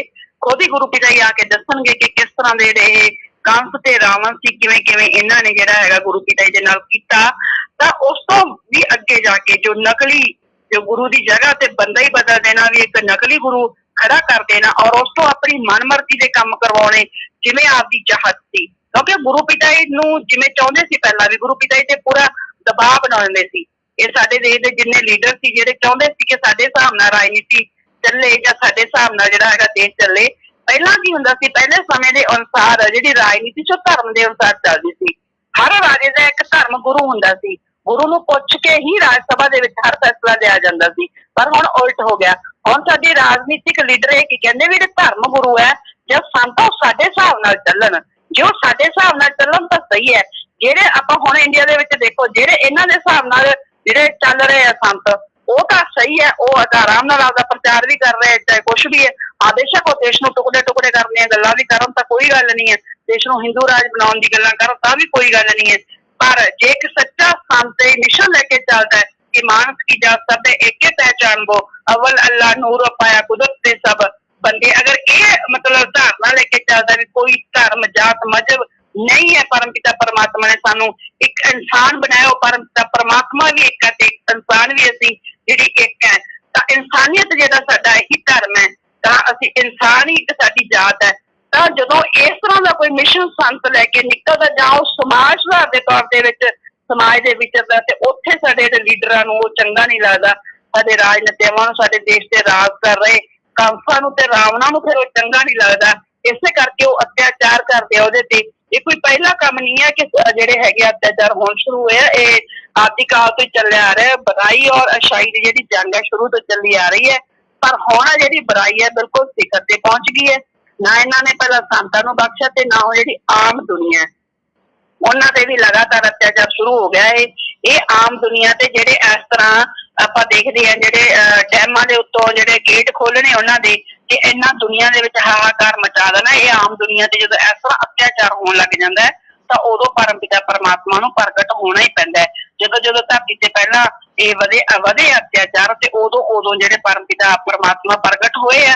ਬਾਕੀ ਕ੍ਰਿਸ਼ਨ ਜੀ ਨੇ ਵੀ ਤਾਂ ਗੀਤਾ ਦੇ ਵਿੱਚ ਲਿਖਿਆ ਹੀ ਹੈ, ਜਦੋਂ ਇਸ ਧਰਤੀ ਤੇ ਅਧਰਮ ਵਧੂਗਾ ਚਾਹੇ ਕੋਈ ਵੀ ਯੁੱਗ ਹੋਊਗਾ ਤੇ ਮੈਂ ਉਦੋਂ ਇਸ ਧਰਤੀ ਤੇ ਪ੍ਰਗਟ ਹੋਊਗਾ। ਆਪਣੇ ਗੁਰੂ ਪਿਤਾ ਹੀ ਖੁਦ, ਚਲੋ ਪਿੱਛੋਂ ਇਤਿਹਾਸ ਹੋ ਸਕਦਾ ਕੋਈ ਸਹੀ ਨਾ ਲਿਖ ਕੇ ਗਿਆ ਹੋਵੇ, ਕੋਈ ਆਪਾਂ ਕਹਿ ਦਿੰਦੇ ਹਾਂ ਵੀ ਕਈ ਵਾਰੀ ਐਵੇਂ ਕਾਲਪਨਿਕ ਹੁੰਦਾ, ਪਰ ਆਪਣੇ ਗੁਰੂ ਪਿਤਾ ਨੇ ਖੁਦ ਵਚਨ ਕੀਤੇ ਹੋਏ ਹੈ ਕਿ ਬੁਰਾਈ ਨੇ ਤਾਂ ਹਰ ਯੁੱਗ ਦੇ ਵਿੱਚ ਖਤਮ ਹੋਣਾ ਹੀ ਹੁੰਦਾ ਹੈ। ਹਾਂ, ਜੋ ਰਾਮ ਨਾਮ ਨਾਲ ਬੁਰਾਈ ਖਤਮ ਹੋ ਜਾਏ ਤਾਂ ਬਹੁਤ ਵਧੀਆ, ਪਰ ਜੋ ਰਾਮ ਨਾਮ ਨਾਲ ਬੁਰਾਈ ਖਤਮ ਨਹੀਂ ਹੁੰਦੀ ਤਾਂ ਕ੍ਰਿਸ਼ਨ ਜੀ ਜਿਹੜਾ ਵਿਰਾਟ ਰੂਪ ਜ਼ਾਹਿਰ ਨੇ ਕੀਪੂ ਵਾਲਾ ਜਿਹੜਾ ਭਗਵਾਨ ਨੂੰ ਜਿਹੜਾ ਹੈਗਾ ਰੂਪ ਧਾਰਨ ਕਰਨਾ ਪੈ ਗਿਆ ਜੀ, ਤਾਂ ਉਹ ਫਿਰ ਚੰਗਾ ਨਹੀਂ ਹੁੰਦਾ। ਉਦੋਂ ਫਿਰ ਪਰਲੇ ਮਹਾਂਪਰਲੇ ਆਉਂਦੀ ਹੈ ਤੇ ਆਪਾਂ ਨੂੰ ਪਤਾ ਫਿਰ ਕਿਵੇਂ ਉਹ ਵਿਨਾਸ਼ ਹੁੰਦਾ ਹੈ। ਤਾਂ ਗੁਰੂ ਪਿਆਰੀ ਸਾਧ ਸੰਗਤ ਜੀ, ਜੋ ਸਾਡੀਆਂ ਸਰਕਾਰਾਂ ਨੇ ਜਾਂ ਜਿਹੜੇ ਸਾਡੇ ਦੇਸ਼ ਦੇ ਰਾਜੇ ਕੰਸ ਤੇ ਰਾਵਣ ਹੀ ਕਹਿੰਦੀ ਹਾਂ ਮੈਂ ਤਾਂ ਹੁਣ ਇਹਨਾਂ ਨੂੰ, ਜਿਹੜੇ ਕੰਸ ਤੇ ਰਾਵਣ ਬੈਠ ਕੇ ਆ ਕੇ ਰਾਜ ਕਰਨ ਲੱਗ ਗਏ ਤੇ ਜਿਹੜੇ ਇਹਨਾਂ ਨੇ ਅਤਿਆਚਾਰ ਸ਼ੁਰੂ ਕਰਤੇ, ਇਹ ਲੱਗਦਾ ਹੈ ਵੀ ਜਿਹੜਾ ਬਹੁਤ ਜਲਦੀ ਇਹ ਬੁਰਾਈ ਦਾ ਅੰਤ ਹੁਣ ਹੋਊਗਾ। ਤਾਂ ਜਿਹੜੇ ਗੁਰੂ ਪਿਤਾ ਜਲਦੀ ਵਾਪਸ ਆਉਣਗੇ, ਸਾਰਿਆਂ ਨੇ ਆਪਾਂ ਜਿਹੜੇ ਹੌਸਲੇ ਆ ਬੁਲੰਦ ਰੱਖਣੇ ਆ। ਤੇ ਉਧਰ ਇਹਨਾਂ ਦੀ ਵੀ ਪੂਰੀ ਤਿਆਰੀ ਹੈ, ਇਹਨਾਂ ਦੀ ਵੀ ਜਿਹੜੀ ਅਗਸਤ ਮਹੀਨੇ ਦੇ ਵਿੱਚ ਕਹਿ ਰਿਹਾ ਵੀ ਯੂਪੀ ਵਾਲਾ ਦੁਬਾਰਾ ਆ ਰਿਹਾ। ਪਰ ਜਿਵੇਂ ਮੋਹਿਤ ਬੇਟੇ ਨੇ ਵੀ ਤੁਹਾਨੂੰ ਦੱਸਿਆ ਕਈ ਵਾਰੀ ਹਿੰਦੀ ਦੀ ਸਮਝ ਲੱਗਦੀ ਪੰਜਾਬੀ ਭਾਸ਼ਾ ਜਿਹੜੇ ਹੈਗੇ ਆ ਪੰਜਾਬੀ ਦੇ ਲੋਕ ਖਾਸ ਕਰਕੇ ਪੰਜਾਬ ਦੇ, ਤਾਂ ਉਹ ਵੀ ਚੰਗੀ ਤਰ੍ਹਾਂ ਸੁਣ ਲਓ ਕਿ ਜੋ ਅਗਸਤ ਦੇ ਵਿੱਚ ਤਿਆਰੀ ਕੀਤੀ ਜਾ ਰਹੀ ਹੈ ਯੂਪੀ ਵਾਲੇ ਨੂੰ ਲੈ ਕੇ ਆਉਣ ਦੀ ਦੁਬਾਰਾ। ਤੇ ਇਸ ਵਾਰ ਯੂਪੀ ਵਾਲੇ ਨੂੰ ਪੂਰੀ ਤਰ੍ਹਾਂ ਇਸ ਤਰ੍ਹਾਂ ਲਿਆਂਦਾ ਜਾ ਰਿਹਾ ਕਿਉਂਕਿ ਪਹਿਲਾਂ ਹੀ ਇਹ ਪ੍ਰਚਾਰ ਕਰ ਰਹੇ ਹੈ, 85 ਮੈਂਬਰ ਹੀ ਇਹਨਾਂ ਦੇ ਪ੍ਰਚਾਰ ਕਰ ਰਹੇ ਲਗਾਤਾਰ ਕਿ ਹੁਣ ਜਦੋਂ ਯੂਪੀ ਵਾਲਾ ਆਊਗਾ ਤਾਂ ਜਿਹੜਾ ਗੁਰੂ ਪਿਤਾ ਜੀ 2017 ਤੋਂ ਪਹਿਲਾਂ ਸੀ ਜਿਵੇਂ ਇਸ ਤਰ੍ਹਾਂ ਆਊਗਾ। ਤਾਂ ਕਮਾਲ ਦੀ ਗੱਲ ਹੈ, ਪਹਿਲਾਂ 3 ਵਾਰੀ ਆਇਆ ਵੀ ਉਹ ਕੌਣ ਸੀ ਫਿਰ, ਉਹ ਕਿਉਂ ਮਤਲਬ ਕਿ ਕਦੇ ਕਹਿ ਦਿੰਦੇ ਵੀ ਨਹੀਂ ਪਿਤਾ ਜੀ ਤਾਂ ਨਾਟਕ ਖੇਡ ਰਹੇ ਸੀ, ਕਦੇ ਕੁਛ ਕਦੇ ਕੁਛ। ਆਮ ਤਾਂ ਇਸ ਤਰ੍ਹਾਂ ਨਾਟਕ ਨਹੀਂ ਖੇਡਦੇ ਹੁੰਦੇ, ਇੰਨਾ ਵੀ ਮਤਲਬ ਨਹੀਂ ਹੁੰਦਾ ਕਿ ਉਹ ਦੁਨੀਆ ਨੂੰ ਇੰਨਾ ਹੀ ਉਹ ਮਤਲਬ ਬੁੱਧੂ ਨਹੀਂ ਬਣਾਉਂਦੇ ਹੁੰਦੇ। ਉਹ ਜਿਹੜਾ ਉਹਨਾਂ ਦਾ ਠੀਕ ਹੈ, ਉਹਨਾਂ ਦਾ ਕੰਮ ਕਰਨ ਦਾ ਆਪਣਾ ਢੰਗ ਹੁੰਦਾ, ਉਹ ਨਰਾਲਾ ਹੁੰਦਾ, ਪਰ ਇਹ ਨਹੀਂ ਹੈ ਕਿ ਸੰਤ ਕਿਸੇ ਦੇ ਦਬਾਅ ਦੇ ਥੱਲੇ ਆ ਜਾਏ ਜਾਂ ਕੋਈ ਇਹ ਕਵੇ ਕਿ ਕੋਈ 2 ਕੋਟੀ ਦੀ ਜਨਾਨੀ ਜਾਂ ਕੋਈ 2 ਕੋਟੀ ਦਾ ਬੰਦਾ ਇਹ ਕਵੇ ਵੀ ਮੇਰੀ ਤਾਂ ਜੇਬ ਚ ਪਾਏ ਹੋਏ ਆ ਸੰਤ ਆ ਜਿਹੜੇ, ਤੇ ਜਦੋਂ ਮੇਰਾ ਜੀ ਕਰੂ ਤੇ ਜਿਵੇਂ ਉਹ ਲੋਕਾਂ ਨੇ ਰਾਮ ਖਿਲਾਉਣਾ ਜਾਣੋ ਵੀ ਖਿਲਾਉਣਾ ਸਮਝਣ ਉਸ ਸਤਿਗੁਰ ਨੂੰ ਵੀ ਜਿਵੇਂ ਅਸੀਂ ਵਰਤਾਂਗੇ ਤੇ ਉਵੇਂ ਹੀ ਹੋਊਗਾ। ਹਾਂ ਨਕਲੀ ਨੂੰ ਤੁਸੀਂ ਨਕਲੀ ਤੁਹਾਡਾ ਬੰਦਰ ਜ਼ਰੂਰ ਹੋਊਗਾ, ਉਹ ਤਾਂ ਜਮੂਰਾ ਹੈ, ਉਹ ਤਾਂ ਜਿਵੇਂ ਤੁਸੀਂ ਨਚਾਓਗੇ ਤੇ ਉਵੇਂ ਉਹ ਨੱਚੂਗਾ, ਪਰ ਜੋ ਸੰਤ ਅਸਲੀ ਸੰਤ ਜੋ ਕੁੱਲ ਮਾਲਕ ਹੈ ਉਹ ਕਿਸੇ ਦੇ ਇਸ਼ਾਰੇ ਤੇ ਕਦੇ ਨਹੀਂ ਨੱਚਦੇ। ਗੁਰੂ ਪਿਤਾ ਜੀ ਕਹਿੰਦੇ ਸੀ, ਗੁਰੂ ਪਿਤਾ ਜੀ ਤਾਂ ਆਪਾਂ ਨੂੰ ਸਮਝਾਉਂਦੇ ਹੁੰਦੇ ਸੀ ਵੀ ਤੁਹਾਡੇ ਦਿਮਾਗ ਨੇ ਦਿੱਤਾ, ਪਰਮਾਤਮਾ ਨੇ ਤੁਹਾਨੂੰ ਦਿਮਾਗ ਦਿੱਤਾ ਹੋਇਆ ਜੀ, ਵਰਤੋਂ ਕਰਿਆ ਕਰੋ। ਤੁਸੀਂ ਕਿਸੇ ਦੇ ਇਸ਼ਾਰੇ ਤੇ ਕਿਉਂ ਨੱਚਦੇ ਆ, ਕਿਸੇ ਦੇ ਇਸ਼ਾਰੇ ਤੇ ਤਾਂ ਬਾਂਦਰ ਨੱਚਦਾ, ਕਿ ਤੁਸੀਂ ਬਾਂਦਰ ਹੈ। ਤੇ ਪਿਤਾ ਜੀ ਇਹ ਵੀ ਕਹਿ ਦਿੰਦੇ ਸੀ। ਤਾਂ ਗੁਰੂ ਪਿਆਰੀ ਸਾਧ ਸੰਗਤ ਜੀ ਤੁਹਾਨੂੰ ਇਸ ਵਾਰ ਬਹੁਤ ਜ਼ਿਆਦਾ ਸਾਵਧਾਨ ਰਹਿਣਾ ਪਊਗਾ ਕਿਉਂਕਿ ਹੋ ਸਕਦਾ ਹੈ, ਕਿਉਂਕਿ ਵੱਡਾ ਫਰਕ ਅੱਗੇ ਸੀ ਮਾਲਾ ਦਾ। ਤੁਹਾਨੂੰ ਪਹਿਲਾਂ ਵੀ ਇੱਕ ਵਾਰੀ ਦੱਸਿਆ ਸੀ ਵੀ ਇਹਨਾਂ ਨੇ ਮਾਲਾ ਬਦਲਣ ਦੀ ਕੋਸ਼ਿਸ਼ ਕੀਤੀ ਸੀ ਜਦੋਂ ਦੂਜੀ ਵਾਰ ਇਹ ਆਇਆ, ਪਰ ਇਹ ਬਦਲ ਨਹੀਂ ਸਕੇ ਕਿਉਂਕਿ ਰੁਦਰਾਕਸ਼ ਤੋਂ ਬਿਨਾਂ ਤੇ ਰਹਿ ਹੀ ਨਹੀਂ ਸਕਦਾ, ਕਿਉਂਕਿ ਉਹਦੇ ਤੋਂ ਬਿਨਾਂ ਜੰਤਰ ਮੰਤਰ ਨਹੀਂ ਜਾਂਦਾ। ਉਸ ਰੁਦਰਾਕਸ਼ ਦੇ ਉੱਪਰ ਜਿਹੜਾ ਹੈਗਾ ਏਡੇ ਵੱਡੇ ਜਿਹੜੇ ਹੈਗੇ ਸੁੱਚੇ ਮੋਤੀ ਜੇ ਪਾਉਣਗੇ ਤਾਂ ਉਹਦੀ ਵੀ ਪਹਿਚਾਣ ਆ ਜਾਊਗੀ ਕਿਉਂਕਿ ਉਹ ਵੱਡੇ ਬਹੁਤ ਜ਼ਿਆਦਾ ਹੋ ਜਾਣਗੇ। ਗੁਰੂ ਪਿਤਾ ਜੀ ਜਿਹੜੇ ਸੁੱਚੇ ਮੋਤੀਆਂ ਦੀ ਮਾਲਾ ਪਾਈ ਹੁੰਦੀ ਉਹ ਜ਼ਿਆਦਾ ਵੱਡੀ ਨਹੀਂ ਹੁੰਦੀ, ਉਹਨੂੰ ਪੇਂਟ ਕਰਨ ਦੀ ਸੋਚ ਰਿਹਾ ਜਾਂ ਉਹਨਾਂ ਦੇ ਵਿੱਚ ਜਿਹੜਾ ਛੋਟਾ ਰੁਦਰਾਕਸ਼ ਦੀ ਮਾਲਾ ਪਾ ਕੇ ਉੱਤੇ ਸੁੱਚੇ ਮੋਤੀਆਂ ਦੀ ਮਾਲਾ ਇਹ ਕਰ ਰਹੇ ਆ। ਮਤਲਬ ਕਾਫੀ ਕੁਛ ਅੰਦਰੋਂ ਆ ਰਿਹਾ ਵੀ ਜਿਹੜਾ ਹੈਗਾ ਕਿ ਪੂਰੀ ਕੋਸ਼ਿਸ਼ ਕਰਨਗੇ ਇਹ ਜਿਹੜੀ ਮਾਲਾ ਹੋ ਸਕਦਾ ਬਦਲਣ ਦੀ, ਤੇ ਕਿਉਂਕਿ ਮਾਲਾ ਲੋਕਾਂ ਨੂੰ ਜ਼ਿਆਦਾ ਜਿਹੜੀ ਪਹਿਚਾਣ ਕਰਵਾਉਂਦੀ ਹੈ। ਬਾਕੀ ਇਹਨਾਂ ਨੂੰ ਇਹ ਨਹੀਂ ਪਤਾ ਜਿਹੜਾ ਗਧਾ ਜਿੰਨੇ ਮਰਜ਼ੀ ਵਾਰੀ ਜਿਹੜੀ ਸ਼ੇਰ ਦੀ ਪਹਿਲ ਹੈ ਉਹ ਸ਼ੇਰ ਨਹੀਂ ਬਣ ਸਕਦਾ। ਬੱਬਰ ਸ਼ੇਰ ਆਫਟਰ ਬੱਬਰ ਸ਼ੇਰ ਹੀ ਹੁੰਦਾ। ਗੁਰੂ ਪਿਤਾ ਜੀ ਕੋਲ ਸੁਣਾਉਂਦੇ ਹੁੰਦੇ ਸੀਗੇ, ਕਹਿੰਦੇ ਕੋਈ ਕਿਸੇ ਦੀ ਨਕਲ ਕਰਕੇ ਕੌਣ ਲੱਗ ਗਿਆ ਤੇ ਕਹਿੰਦੇ ਸਾਰੀ ਰਾਤ ਨਾਨੀ ਦਾ ਇਸ ਤਰ੍ਹਾਂ ਗਾਇਆ ਉਹਨੇ ਜਿਵੇਂ ਕਹਿੰਦੇ ਕੱਟਾ ਰਿੰਗਦਾ ਹੁੰਦਾ, ਤੇ ਤੜਕੇ ਨੂੰ ਕਹਿੰਦੇ ਜਦੋਂ ਦੇਖਿਆ ਸਾਰੇ ਜਿੰਨੇ ਲੋਕ ਬੈਠੇ ਸੀ ਰਾਤ ਨੂੰ ਤੇ ਉਹ ਸਾਰੇ ਉੱਠ ਗਏ। ਕਹਿੰਦੇ ਇਕੱਲੇ ਇੱਕ ਬੀਬੀ ਬੈਠੀ ਰਹਿ ਗਈ ਤੇ ਉਹਨੂੰ ਪੁੱਛਿਆ ਵੀ ਤੂੰ ਭਾਈ ਤੂੰ ਕਾਹਤੋਂ ਬੈਠੀ ਹੈ, ਉਹ ਕਹਿੰਦੀ ਭਾਈ ਇਹ ਕਿ ਸਾਡਾ ਕਿ ਕੱਟਾ ਹੁੰਦਾ ਸੀ ਉਹ ਐ ਸਾਰੀ ਰਾਤ ਰਿੰਗਦਾ ਹੁੰਦਾ ਸੀ ਜਿਵੇਂ ਮਤਲਬ ਕਿ ਤੂੰ ਰਿੰਗ ਰਿਹਾ ਸੀ, ਤੇ ਕਹਿੰਦੀ ਮੈਂ ਤਾਂ ਤੈਨੂੰ ਇਹ ਦੱਸਣ ਵਾਸਤੇ ਬੈਠੀ ਸੀਗੀ ਵੀ ਸਾਡਾ ਉਹ ਕੱਟਾ ਤੜਕੇ ਨੂੰ ਮਰ ਗਿਆ ਸੀ। ਕਹਿੰਦੇ ਮੈਂ ਤਾਂ ਚੱਲ ਇਹਨੂੰ ਵੀ ਦੱਸ ਦਿਆਂ ਵੀ ਕੱਟੇ ਵਾਂਗੂ ਇਹ ਵੀ ਰਿੰਗੀ ਜਾਂਦਾ, ਤਾਂ ਫਿਰ ਉਹ ਕੱਟੇ ਵਾਂਗੂ ਜਿਹੜਾ ਰਿੰਗਣਾ ਉਹ ਤਾਂ ਕਿਧਰੇ ਜਾਊਗਾ ਹੀ ਨਹੀਂ ਕਿਉਂਕਿ ਗੁਰੂ ਪਿਤਾ ਜੀ ਦਾ ਜੋ ਅੰਦਾਜ਼ ਹੈ ਬੋਲਣ ਦਾ, ਜੋ ਅੰਦਾਜ਼ ਹੈ, ਜੋ ਉਹਨਾਂ ਦੀ ਬੋਡੀ ਲੈਂਗੁਏਜ ਹੈ ਜਾਂ ਉਹਨਾਂ ਦੀ ਸੋਚ ਹੈ, ਉਹਨਾਂ ਨੂੰ ਕੋਈ ਪਕੜ ਹੀ ਨਹੀਂ ਸਕਦਾ। ਕੁੱਲ ਮਾਲਕ ਦੀ ਸੋਚ ਨੂੰ ਇੱਕ ਆਮ ਇਨਸਾਨ ਕਿਵੇਂ ਪਕੜ ਲੂ, ਕੁੱਲ ਮਾਲਕ ਦੀ ਨਕਲ ਇੱਕ ਮਤਲਬ ਆਮ ਇਨਸਾਨ ਕਿਵੇਂ ਕਰ ਲੂਗਾ। ਜਿੰਨਾ ਮਰਜ਼ੀ ਵੱਡਾ ਐਕਟਰ ਲੈ ਆਉਣੇ, ਜਿੰਨੀ ਮਰਜ਼ੀ ਪ੍ਰੈਕਟਿਸ ਕਰੀ ਜਾਣ, ਜਿੰਨੀ ਮਰਜ਼ੀ ਰਿਹਰਸਲ ਕਰੀ ਜਾਣ, ਇਹ ਮਤਲਬ ਹੀ ਨਹੀਂ ਹੈ। ਜਿਨ੍ਹਾਂ ਨੇ ਪਹਿਚਾਨਣਾ ਉਹਨਾਂ ਨੇ ਪਹਿਚਾਨ ਹੀ ਲੈਣਾ, ਪਰ ਫਿਰ ਵੀ ਖਾਸ ਕਰਕੇ ਆਪਣੀ ਟੀਮ ਦੀ, ਹੋ ਸਕਦਾ ਮਾਲਕ ਆਪਣੀ ਟੀਮ ਦੀ ਹੋਰ ਪ੍ਰੀਖਿਆ ਲੈ ਰਿਹਾ ਹੋਵੇ, ਇਸੇ ਕਰਕੇ ਹੀ ਉਹਨੂੰ ਇੰਨਾ ਜ਼ਿਆਦਾ ਕਾਲ ਆ ਜਿਹੜਾ ਉਹ ਮਾਲਕ ਦਾ ਰੂਪ ਧਾਰਨ ਕਰਕੇ ਆਵੇ ਕਿ ਪਹਿਚਾਨ ਹੋਣੀ ਬਹੁਤ ਮੁਸ਼ਕਲ ਹੋਵੇ। ਤਾਂ ਇਸ ਵੇਲੇ ਜਿਹੜੀ ਪਹਿਚਾਨ ਹੋਣੀ ਕਹਿੰਦੇ ਬਹੁਤ ਜ਼ਿਆਦਾ ਮੁਸ਼ਕਲ ਹੋਊਗੀ।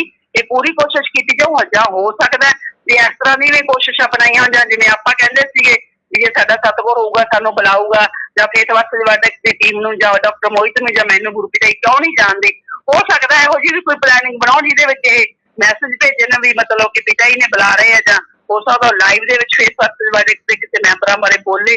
ਤਾਂ ਗੁਰੂ ਪਿਆਰੀ ਸਾਧ ਸੰਗਤ ਜੀ ਕੁਝ ਵੀ ਹੋ ਸਕਦਾ ਹੈ। ਇਸ ਵਾਰ ਤੁਹਾਨੂੰ ਇਹ ਦੱਸਦਾ ਵੀ ਇੱਕ ਤਾਂ ਜਿਵੇਂ ਗੁਰੂ ਪਿਤਾ ਜੀ ਕਹਿੰਦੇ ਹੁੰਦੇ ਸੀ ਬਾਂਝਾ ਸੋਨਾ, ਕਿਸੇ ਨੇ ਪਿਤਾ ਨਹੀਂ ਬਣਨਾ ਕਿਉਂਕਿ ਆਖਰੀ ਮੌਕਾ ਹੀ ਹੈ। ਹੋ ਸਕਦਾ ਗੁਰੂ ਪਿਤਾ ਜੀ ਦਾ ਆਖਰੀ ਇਮਤਿਹਾਨ ਹੀ ਹੋਵੇ, ਇਸ ਕਰਕੇ ਇਮਤਿਹਾਨ ਵੱਡਾ ਹੋਵੇ ਕਿਉਂਕਿ ਜਿੰਨਾ ਵੱਡਾ ਇਮਤਿਹਾਨ ਹੁੰਦਾ ਤਾਂ ਉਨੀ ਵੱਡੀ ਖੁਸ਼ੀ ਵੀ ਸਤਿਗੁਰ ਦਿੰਦਾ ਹੈ। ਪਿਤਾ ਜੀ ਕਹਿੰਦੇ ਨਾ ਜਿਸਕੋ वो प्यार करता है उसी को आजमाता है, इसी बहाने खजाने रहमतों पे लटाता है। ਇਸ ਕਹਿੰਦੇ ਕਈ ਅਜਮੈਸ਼ ਦੇ ਵਿੱਚ ਕਈ ਤਾਂ ਭੱਜ ਜਾਂਦੇ ਆ। ਤਾਂ ਗੁਰੂ ਪਿਤਾ ਜੀ ਆਪਦੇ ਲੈਵਲ ਤੇ ਜਿਵੇਂ ਮਰਜ਼ੀ ਅਜਮਾਉਣ, ਅਸੀਂ ਆਪਦੇ ਗੁਰੂ ਪਿਤਾ ਜੀ ਲਈ ਦ੍ਰਿੜ ਵਿਸ਼ਵਾਸ ਰੱਖਣਾ ਹੈ। ਚਾਹੇ ਗੁਰੂ ਪਿਤਾ ਜਿਵੇਂ ਵਚਨ ਕਰਦੇ ਹੁੰਦੇ ਸੀ ਨਾ ਵੀ ਕੋਈ ਭਾਵੇਂ ਭਗਵਾਨ ਹੀ ਕਿਉਂ ਨਾ ਆ ਕੇ ਖੜਾ ਹੋ ਜਾਏ ਤਾਂ ਵੀ ਸਾਡੇ ਅੱਖ ਦੇ ਵਿੱਚ ਉਹ ਕੰਨ ਦੀ ਤਰ੍ਹਾਂ ਵਰਤਣਾ ਚਾਹੀਦਾ ਹੈ। ਅਸਲੀ ਗੁਰੂ ਪਿਤਾ ਜੀ ਜਦੋਂ ਆਉਣਗੇ ਤੁਹਾਨੂੰ ਇਹ ਅਸੀਂ ਦੱਸ ਦਿੰਦੇ ਹਾਂ, ਜਦੋਂ ਅਸਲੀ ਗੁਰੂ ਪਿਤਾ ਜੀ ਆਉਣਗੇ ਉਦੋਂ ਉਹ ਇਸ ਤਰ੍ਹਾਂ ਨਹੀਂ ਆਉਣਗੇ ਜਿਵੇਂ ਯੂਪੀ ਵਾਲੇ ਨੂੰ ਲੈ ਆਉਂਦੇ ਆ। ਉਹਨਾਂ ਦਾ ਡੰਕਾ ਪੂਰੀ ਦੁਨੀਆ 'ਚ ਵੱਜੂਗਾ। ਤੁਹਾਡੀ ਜਿਹੜੀ ਅੰਦਰ ਆਤਮਾ ਹੋਊਗੀ ਨਾ, ਸਾਨੂੰ ਕਹਿਣ ਦੀ ਲੋੜ ਹੀ ਨਹੀਂ ਪੈਣੀ, ਕਿਸੇ ਨੂੰ ਕਹਿਣ ਦੀ ਲੋੜ ਨਹੀਂ ਪੈਣੀ, ਕਿਸੇ ਨੂੰ ਦੱਸਣ ਦੀ ਲੋੜ ਨਹੀਂ ਪੈਣੀ ਵੀ ਗੁਰੂ ਪਿਤਾ ਜੀ ਆ ਰਹੇ ਆ ਜਾਂ ਆ ਗਏ ਆ। ਤਾਂ ਉਹਨਾਂ ਦੇ ਆਉਣ ਤੋਂ ਪਹਿਲਾਂ ਹੀ ਜਿਹੜੀਆਂ ਆਤਮਾ ਉਹ ਖਿੱਚਣੀਆਂ ਸ਼ੁਰੂ ਹੋ ਜਾਣਗੀਆਂ। ਜਿਵੇਂ ਤੁਸੀਂ ਸਰੂਪ ਹੈ ਗੁਰੂ ਪਿਤਾ ਜੀ ਦੇ, ਅਸਲੀ ਗੁਰੂ ਪਿਤਾ ਜੀ ਤੁਸੀਂ ਸਰੂਪ ਦੇਖੋਗੇ, ਤੁਹਾਡੀ ਆਤਮਾ ਨੂੰ ਖਿੱਚ ਪਊਗੀ। ਜਦੋਂ ਮਤਲਬ ਇਹ ਥੋੜੀ ਹੈ ਵੀ ਕਿਸੇ ਦੇ ਕਹਿਣ ਤੇ ਖਿੱਚ ਪਊਗੀ, ਤੁਹਾਨੂੰ ਆਟੋਮੈਟਿਕ ਹੀ ਖਿੱਚ ਪਊਗੀ। ਪਰ ਜਦੋਂ ਤੁਸੀਂ ਯੂਪੀ ਵਾਲੇ ਦੀ ਫੋਟੋ ਦੇਖੋਗੇ ਨਾ, ਤੁਹਾਨੂੰ ਗੁੱਸਾ ਚੜੂਗਾ। ਇਹ ਆਪ ਮੁਹਾਰੀ ਹੈ, ਸਾਡੇ ਅੰਦਰੋਂ ਸਾਡੀ ਆਤਮਾ ਜਿਹੜੀ ਹੈ ਉਹ ਪਰਮਾਤਮਾ ਦਾ ਰੂਪ ਹੈ। ਅਸੀਂ ਉਹਨੂੰ ਮਤਲਬ ਕਿ ਉਹ ਸਾਡੀ ਹਰ ਜਿਹੜੀ ਫੀਲਿੰਗ ਹੈ ਸਾਨੂੰ ਦੱਸਦੀ ਹੈ, ਇਸ਼ਾਰਾ ਕਰਦੀ ਹੈ। ਸੱਚ ਔਰ ਝੂਠ ਦਾ ਵੀ ਉਹ ਇਸ਼ਾਰਾ ਕਰਦੀ ਹੈ, ਸਹੀ ਤੇ ਗਲਤ ਦਾ ਵੀ ਇਸ਼ਾਰਾ ਕਰਦੀ ਹੈ। ਉਹ ਗੱਲ ਵੱਖਰੀ ਹੈ ਕਿ ਅਸੀਂ ਕਈ ਵਾਰੀ ਜਿਹੜੀ ਆਤਮਾ ਦੀ ਆਵਾਜ਼ ਆ, ਪਿਤਾ ਜੀ ਕਹਿੰਦੇ ਹੁੰਦੇ ਸੀ, ਮਨ ਦੇ ਪਿੱਛੇ ਲੱਗ ਕੇ ਅਸੀਂ ਆਤਮਾ ਦੀ ਜਿਹੜੀ ਆਵਾਜ਼ ਦਬਾ ਦਿੰਦੇ ਹਾਂ। ਪਰ ਇਹ ਨਹੀਂ ਹੈ ਕਿ ਇੱਕ ਪਿਤਾ ਜੀ ਕਹਿੰਦੇ ਹੁੰਦੇ ਜਿਹੜਾ ਭਗਤ ਹੈ, ਸੇਵਾ ਸਿਮਰਨ ਕਰਨ ਵਾਲਾ ਹੋਵੇ, ਉਹਨੂੰ ਸੱਚ ਤੇ ਝੂਠ ਦਾ ਨਾ ਪਤਾ ਲੱਗੇ, ਸਹੀ ਗਲਤ ਦਾ ਨਹੀਂ ਪਤਾ ਲੱਗੇ। ਪਤਾ ਲੱਗਦਾ ਹੈ ਆਤਮਾ ਹਰ ਚੀਜ਼ ਦੀ ਅੰਦਰੋਂ ਆਵਾਜ਼ ਦਿੰਦੀ ਹੈ। ਤਾਂ ਉਦੋਂ ਸਾਡੀ ਆਤਮਾ ਆਪਣੇ ਆਪ ਹੀ ਨੱਚ ਉੱਠੂਗੀ।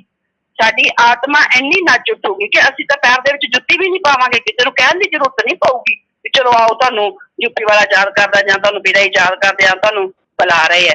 ਤਾਂ ਜਿਹੜੇ ਹੈਗੇ ਭਗਤ ਉਹ ਆਪਣੇ ਲਈ ਆਪ ਹੀ ਭੱਜਣਗੇ, ਪੂਰੀ ਦੁਨੀਆ ਭੱਜੂਗੀ। ਗੁਰੂ ਪਿਤਾ ਜੀ ਦਾ ਜਦੋਂ ਆਉਣਾ ਹੋਊਗਾ, ਜੇ ਉਹਨਾਂ ਦਾ ਜਾਣਾ ਸੌਖਾ ਨਹੀਂ ਸੀ ਤਾਂ ਉਹਨਾਂ ਦਾ ਆਉਣਾ ਵੀ ਇੰਨਾ ਸੌਖਾ ਨਹੀਂ ਹੈ। ਪਰ ਜਿਸ ਤਰ੍ਹਾਂ ਦੇ ਹਾਲਾਤ ਬਣ ਰਹੇ ਆਮ ਦੁਨੀਆ ਤੇ ਜਦੋਂ ਅਤਿਆਚਾਰ ਵੱਧ ਜਾਂਦਾ ਹੈ ਤਾਂ ਇਹ ਇਤਿਹਾਸਕ ਗਵਾਹ ਹੈ ਕਿ ਉਦੋਂ ਜਿਹੜਾ ਪਰਮਾਤਮਾ ਬਹੁਤ ਜਲਦੀ ਪ੍ਰਗਟ ਹੁੰਦਾ ਹੈ। ਬਾਕੀ ਗੁਰੂ ਪਿਆਰੀ ਸਾਧ ਸੰਗਤ ਜੀ, ਜੇ ਆਪਾਂ ਇਤਿਹਾਸ ਦੇ ਵਿੱਚ ਬਹੁਤ ਸਾਰੀਆਂ ਇਹੋ ਜਿਹੀ ਉਦਾਹਰਨਾਂ ਵੀ ਮਿਲਦੀਆਂ, ਜੇ ਇੱਕ ਭਗਤ ਨੇ ਵੀ ਤਰਸ ਨਾਲ ਗੁਰੂ ਨੂੰ ਯਾਦ ਕੀਤਾ ਜਾਂ ਉਸ ਪਰਮ ਪਿਤਾ ਪਰਮਾਤਮਾ ਨੂੰ ਯਾਦ ਕੀਤਾ ਤਾਂ ਉਹ ਦੌੜਿਆ ਚਲਿਆ ਆਇਆ। ਪਿਤਾ ਜੀ ਕਹਿੰਦੇ ਹੁੰਦੇ ਸੀਗੀ ਮਾਂ ਜਦੋਂ ਬੱਚਾ ਰੋਂਦਾ ਨਾ ਤਾਂ ਦੌੜਿਆ ਚੱਲਿਆ, ਭੱਜੀ ਆਉਂਦੀ ਵੀ ਦੌੜੀ ਆਉਂਦੀ ਹੈ। ਤੇ ਕਹਿੰਦੇ ਫਿਰ ਜਿਸ ਮਾਲਕ ਨੇ ਮਾਂ ਨੂੰ ਮਮਤਾ ਦਿੱਤੀ ਹੈ ਤੇ ਫਿਰ ਉਹ ਮਾਲਕ ਕਿੰਨਾ ਮਤਲਬ ਦਿਆਲੂ ਹੋਊਗਾ। ਤਾਂ ਗੁਰੂ ਪਿਤਾ ਜੀ ਬਹੁਤ ਦਿਆਲੂ ਆ। ਜੇ ਇੱਕ ਧੰਨਾ ਭਗਤ ਸਿਰਫ 2.5 ਦਿਨ ਦੀ ਭਗਤੀ ਨਾਲ ਪਰਮਪਿਤਾ ਪਰਮਾਤਮਾ ਨੂੰ ਪ੍ਰਗਟ ਹੀ ਨਹੀਂ ਕਰਦਾ, ਉਹਦੇ ਕੰਮ ਵੀ ਸਾਰੇ ਪਰਮਪਿਤਾ ਪਰਮਾਤਮਾ ਆਪ ਕਰਨ ਲੱਗ ਜਾਂਦਾ ਹੈ। ਤੇ ਗੁਰੂ ਪਿਆਰੀ ਸਾਧ ਸੰਗਤ ਜੀ, ਜੇ ਆਪਾਂ ਆਪਣੇ ਗੁਰੂ ਪਿਤਾ ਜੀ ਲਈ ਤਰਫ ਬਣਾਵਾਂਗੇ, ਗੁਰੂ ਪਿਤਾ ਜੀ ਦੇ ਜੋ ਵਚਨ ਹੈ ਉਹਨਾਂ ਨੂੰ ਮੰਨਾਂਗੇ, 3 ਵਚਨ ਪਹਿਲਾਂ ਜੋ ਦਿੱਤੇ ਹੋਏ ਉਹਨਾਂ ਵਚਨਾਂ ਤੇ ਕਾਇਮ ਰਹਿੰਦੇ ਹੋਏ ਗੁਰੂ ਪਿਤਾ ਜੀ ਦੇ ਵਚਨਾਂ ਦੇ ਅਨੁਸਾਰ ਆਪਾਂ ਸੇਵਾ ਕਰਾਂਗੇ, ਸਿਮਰਨ ਕਰਾਂਗੇ, ਤਰਫ ਬਣਾਵਾਂਗੇ, ਆਪਣੇ ਗੁਰੂ ਪਿਤਾ ਜੀ ਨੂੰ ਅੰਦਰੋਂ ਬਾਰ-ਬਾਰ ਬੁਲਾਵਾਂਗੇ, ਤਾਂ ਇਹ ਹੋ ਹੀ ਨਹੀਂ ਸਕਦਾ ਕਿ ਗੁਰੂ ਪਿਤਾ ਜੀ ਜਲਦੀ ਵਾਪਸ ਨਾ ਆਉਣ। ਕਿਉਂਕਿ ਇਸ ਤਰ੍ਹਾਂ ਤੇ ਜਿਹੜੇ ਹੈਗੇ ਇਸ ਤਰ੍ਹਾਂ ਦੇ ਬਹੁਤ ਸਾਰੇ ਇਸ਼ਾਰੇ ਵੀ ਹੋ ਰਹੇ ਹੈ ਕਿ ਜਿਹੜੇ ਗੁਰੂ ਪਿਤਾ ਜੀ ਦੀ ਜਲਦੀ ਵਾਪਸੀ ਹੋ ਰਹੀ ਹੈ, ਬਹੁਤ ਜਲਦੀ ਗੁਰੂ ਪਿਤਾ ਜੀ ਜਿਹੜੇ ਹੈਗੇ ਵਾਪਸ ਆਉਣਗੇ। ਤਾਂ ਇਸੇ ਕਰਕੇ ਆਪਾਂ ਹਰ ਤਰ੍ਹਾਂ ਦੀ ਆਪਾਂ ਆਪਦੇ ਜਿਵੇਂ ਢਿੱਲਣੀ ਨਹੀਂ, ਹਰ ਰੋਜ਼ ਕਹਿੰਦੇ ਫੁੱਲ ਵਿਛਾ ਕੇ ਗੁਰੂ ਪਿਤਾ ਜੀ ਦੱਸਦੇ ਸੀ, ਆਪਦੇ ਗੁਰੂ ਨੂੰ ਉਡੀਕਦੀ ਸੀ ਵੀ ਸ਼੍ਰੀ ਰਾਮ ਚੰਦਰ ਜੀ ਆਉਣਗੇ। ਸ਼੍ਰੀ ਰਾਮ ਚੰਦਰ ਜੀ ਉਹ ਕਹਿੰਦੇ ਬੁੱਢੇ ਹੋ ਗਈ ਪਰ ਹਰ ਰੋਜ਼ ਫੁੱਲ ਵਿਛਾਉਂਦੀ ਸੀ। ਫੁੱਲ ਵਿਛਾਉਣ ਦਾ ਮਤਲਬ ਕਿ ਉਹ ਆਪਦੀ ਤਿਆਰੀ ਕਰਦੀ ਸੀ ਕਿ ਅੱਜ ਵੀ ਮੇਰਾ ਰਾਮ, ਉਹਨੂੰ ਹਰ ਰੋਜ਼ ਐਂ ਲੱਗਦਾ ਸੀ ਕਿ ਅੱਜ ਵੀ ਮੇਰਾ ਰਾਮ ਆਊਗਾ, ਅੱਜ ਵੀ ਮੇਰਾ ਰਾਮ ਆਊਗਾ। ਤੇ ਸਾਡੀ ਵੀ ਇਸ ਤਰ੍ਹਾਂ ਤਿਆਰੀ ਹੋਣੀ ਚਾਹੀਦੀ ਹੈ ਗੁਰੂ ਪਿਤਾ ਜੀ ਨੂੰ ਲੈ ਕੇ ਵੀ ਅੱਜ ਵੀ ਸਾਡੇ ਗੁਰੂ ਪਿਤਾ ਜੀ ਆਉਣਗੇ, ਅੱਜ ਵੀ ਸਾਡੇ ਗੁਰੂ ਪਿਤਾ ਜੀ, ਸਾਡੇ ਅੰਦਰ ਇਹ ਸੋਚ ਹੋਣੀ ਚਾਹੀਦੀ ਵੀ ਅੱਜ ਸਾਡੇ ਗੁਰੂ ਪਿਤਾ ਜੀ ਆਉਣਗੇ ਤਾਂ ਫਿਰ ਕਿਸ ਤਰ੍ਹਾਂ ਦਾ ਅਸੀਂ ਮਤਲਬ ਉਹਨਾਂ ਦਾ ਸਵਾਗਤ ਕਰਾਂਗੇ, ਕਿ ਕਿਸ ਤਰ੍ਹਾਂ ਦਾ ਅਸੀਂ ਮਤਲਬ ਕਿ ਉਹਨਾਂ ਵਾਸਤੇ ਹੋਰ ਕੀ ਇੰਤਜ਼ਾਮ ਕਰਾਂਗੇ, ਕਿਸ ਤਰ੍ਹਾਂ ਅਸੀਂ ਜਦੋਂ ਗੁਰੂ ਪਿਤਾ ਜੀ ਆਉਣਗੇ ਅਸੀਂ ਆਪਦਾ ਘਰ ਦੇ ਕੰਮ ਕਾਜ ਛੱਡ ਕੇ ਕਿੰਨੇ ਦਿਨ ਗੁਰੂ ਪਿਤਾ ਜੀ ਦੇ ਨਾਲ ਰਵਾਂਗੇ, ਕਿੰਨੇ ਦਿਨ ਅਸੀਂ ਗੁਰੂ ਪਿਤਾ ਜੀ ਦੇ ਨਾਲ ਰਹਿ ਕੇ ਸੇਵਾ ਕਰਾਂਗੇ। ਇਹ ਸਾਡੇ ਅੰਦਰ ਜਜ਼ਬੇ ਹੋਣੇ ਚਾਹੀਦੇ ਹੈ। ਜਦੋਂ ਸਾਡੇ ਅੰਦਰ ਇਹ ਜਜ਼ਬੇ ਪੈਦਾ ਹੋਣਗੇ, ਸਤਿਗੁਰ ਅੰਦਰ ਹੀ ਬੈਠਾ ਹੈ, ਤਾਂ ਯਕੀਨ ਮੰਨੋ ਗੁਰੂ ਪਿਤਾ ਜੀ ਬਹੁਤ ਜਲਦੀ ਜਿਹੜੇ ਹੈਗੇ ਆ ਵਾਪਸ ਆਉਣਗੇ। ਤੇ ਜਿਹੜੀ ਰਹੀ ਗੱਲ ਕੁਛ ਜਿਹੜੀ ਹੈਗੀ ਆ ਇਹ ਆਪਣੇ ਯੂਪੀ ਵਾਲੇ ਦੇ ਚੇਲੇ ਕਹਿ ਲਓ, ਇਹ ਗੱਲਾਂ ਕਰ ਰਹੇ ਆ ਕਿ 25 ਅਗਸਤ ਦੀ ਜਿਹੜੀ ਸੀਗਾ ਆਪਣੀ ਘਟਨਾ ਚੱਕਰ ਹੋਇਆ, ਉਦੋਂ ਲੋਕਾਂ ਨੇ ਸਾਡੇ ਨਾਲ ਹਾਂ ਦਾ ਨਾਰਾ ਨਹੀਂ ਮਾਰਿਆ, ਅਸੀਂ ਹੁਣ ਕਿਉਂ ਇਹਨਾਂ ਦੀ ਹੈਲਪ ਕਰੀਏ। ਕਿਉਂਕਿ ਅਸਲ ਦੇ ਵਿੱਚ ਕਿਉਂ ਇਹ ਗੱਲਾਂ ਕਹਿ ਰਹੇ ਆ, ਕਿਉਂਕਿ ਉੱਪਰੋਂ ਇਹਨਾਂ ਨੂੰ ਕਹੀਆਂ ਜਾ ਰਹੀਆਂ, ਹੈਲਪ ਤਾਂ ਖੁਦ ਹੀ ਨਹੀਂ ਕਰਨਾ ਚਾਹੁੰਦੀ। ਜੇ ਉਹਨਾਂ ਨੇ ਐਡਮ ਬਲੌਕ ਨੇ ਜੇ ਦੁਖੀ ਲੋਕਾਂ ਦੀ ਜਾਂ ਲੋੜਵੰਦ ਲੋਕਾਂ ਦੀ ਸਹਾਰਾ ਬਣਨਾ ਹੁੰਦਾ, ਕੋਈ ਉਹਨਾਂ ਦੀ ਸਹਾਇਤਾ ਕਰਨੀ ਹੁੰਦੀ ਤਾਂ ਗੁਰੂ ਪਿਆਰੀ ਸਾਧ ਸੰਗਤ ਜੀ ਫੋਨ ਨੰਬਰ ਜਾਰੀ ਹੋਣਾ ਚਾਹੀਦਾ ਸੀ। ਕਿਉਂਕਿ ਫੋਨ ਨੰਬਰ ਸਭ ਤੋਂ ਸੌਖਾ ਹੈ। ਜਦੋਂ ਵੀ ਸਾਡੇ ਕੋਲ ਇੱਕ ਛੋਟਾ ਜਿਹਾ ਫੋਨ ਨੰਬਰ ਹੋਵੇ, ਸੌਖਾ ਜਿਹਾ ਹੋਵੇ, ਤਾਂ ਉਹ ਸੌਖਾ ਫੋਨ ਨੰਬਰ ਜਿਹੜਾ ਮੂੰਹ ਜਵਾਨੀ ਯਾਦ ਹੋਵੇ, ਇਹ ਨਹੀਂ ਹੋਵੇ ਹਨੇਰੇ ਦੇ ਵਿੱਚ ਸਾਡੀ ਕਾਪੀ ਤੇ ਲਿਖਿਆ ਹੋਵੇ ਉੱਥੋਂ ਲੱਭਣਾ ਪਵੇ। ਤਾਂ ਸਾਨੂੰ ਮੂੰਹ ਜਵਾਨੀ ਉਹ ਸੌਖਾ ਨੰਬਰ ਹੋਵੇ ਤੇ ਸੌਖਾ ਨੰਬਰ ਜਾਰੀ ਕੀਤਾ ਵਾ ਹੋਵੇ, ਉਹਦੇ ਤੇ ਹਰ ਵਾਰੀ ਹਰ ਸਮੇਂ 24 ਘੰਟੇ ਕੋਈ ਨਾ ਕੋਈ ਉਹਨੂੰ ਸੁਣਨ ਵਾਸਤੇ ਬੈਠਾ ਹੋਵੇ ਤੇ ਜਿਹਨੂੰ ਵੀ ਲੋੜ ਪਵੇ ਉਹ ਫੋਨ ਨੰਬਰ ਕਰੇ। ਅਸਲ ਚ ਇੱਕ ਫੋਨ ਨੰਬਰ ਨਹੀਂ, 3-4 ਫੋਨ ਨੰਬਰ ਜਾਰੀ ਹੋਣੇ ਚਾਹੀਦੇ। ਜਿਹੜਾ ਇਹਨਾਂ ਨੇ ਈਮੇਲ ਦਿੱਤਾ ਨਾ ਵੀ ਈਮੇਲ ਕਰੋ, ਇਹ ਤਾਂ ਤੁਸੀਂ ਐਂ ਸਮਝ ਲਓ ਵੀ ਪੰਜਾਬੀ ਦੇ ਵਿੱਚ ਕਹਾਵਤ ਹੁੰਦੀ ਹੈ ਵੀ ਗੋਂਗਲੂਆਂ ਤੋਂ ਮਿੱਟੀ ਝਾੜਨਾ। ਇਹ ਤਾਂ ਗੋਂਗਲੂਆਂ ਤੋਂ ਮਿੱਟੀ ਝਾੜ ਰਹੇ ਆ। ਸਹਾਇਤਾ ਸੁਦਾ ਇਹਨਾਂ ਨੇ ਕੋਈ ਨਹੀਂ ਕਰਨੀ। ਤੇ ਬਾਕੀ ਜਿਹੜੀ ਹੁਣ ਇਹ ਪਰ ਇਹਨਾਂ ਦੇ ਯੂਪੀ ਵਾਲੇ ਚੇਲੇ ਗੱਲਾਂ ਮਾਰਦੇ ਆ ਵੀ 25 ਅਗਸਤ ਨੂੰ ਸਾਡਾ ਤਾਂ ਕਿਸੇ ਨੇ ਬਾਂਹ ਨਹੀਂ ਫੜੀ ਸੀ, ਅਸੀਂ ਕਿਉਂ ਹੁਣ ਇਹਨਾਂ ਦੀ ਹੈਲਪ ਕਰੀਏ। ਇੱਥੇ ਜਦੋਂ ਤੁਸੀਂ ਜਾ ਜਾ ਕੇ ਸਫਾਈ ਅਭਿਆਨ ਕੀਤੇ ਜਮੂਰੇ ਦੇ ਕਹਿਣ ਤੇ, ਯੂਪੀ ਵਾਲੇ ਜਮੂਰੇ ਦੇ ਕਹਿਣ ਤੇ ਜਦੋਂ ਤੁਸੀਂ ਜਾ ਜਾ ਕੇ ਸਫਾਈ ਅਭਿਆਨ ਕੀਤੇ ਤੇ ਫਿਰ ਉਦੋਂ ਉਹਨਾਂ ਉਹ ਸ਼ਹਿਰ ਦੇ ਲੋਕਾਂ ਨੇ ਤੁਹਾਡੀ ਹੈਲਪ ਕੀਤੀ ਸੀ। ਉਦੋਂ ਹਰਿਆਣਾ ਸਰਕਾਰ ਨੇ ਤੁਹਾਡੀ ਸਹਾਇਤਾ ਕੀਤੀ ਸੀ।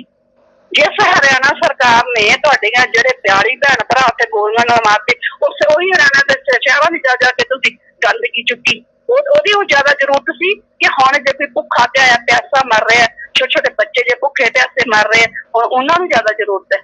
ਤੇ ਗੁਰੂ ਪਿਆਰੀ ਸਾਧ ਸੰਗਤ ਜੀ, ਐਟਮ ਬਲਾਕ ਵਾਲਿਆਂ ਦੇ ਮਗਰ ਲੱਗ ਕੇ ਨਾ ਤੁਸੀਂ ਆਪਣੇ ਅੰਦਰੋਂ ਇਨਸਾਨੀਅਤ ਨਾ ਖਤਮ ਕਰੋ।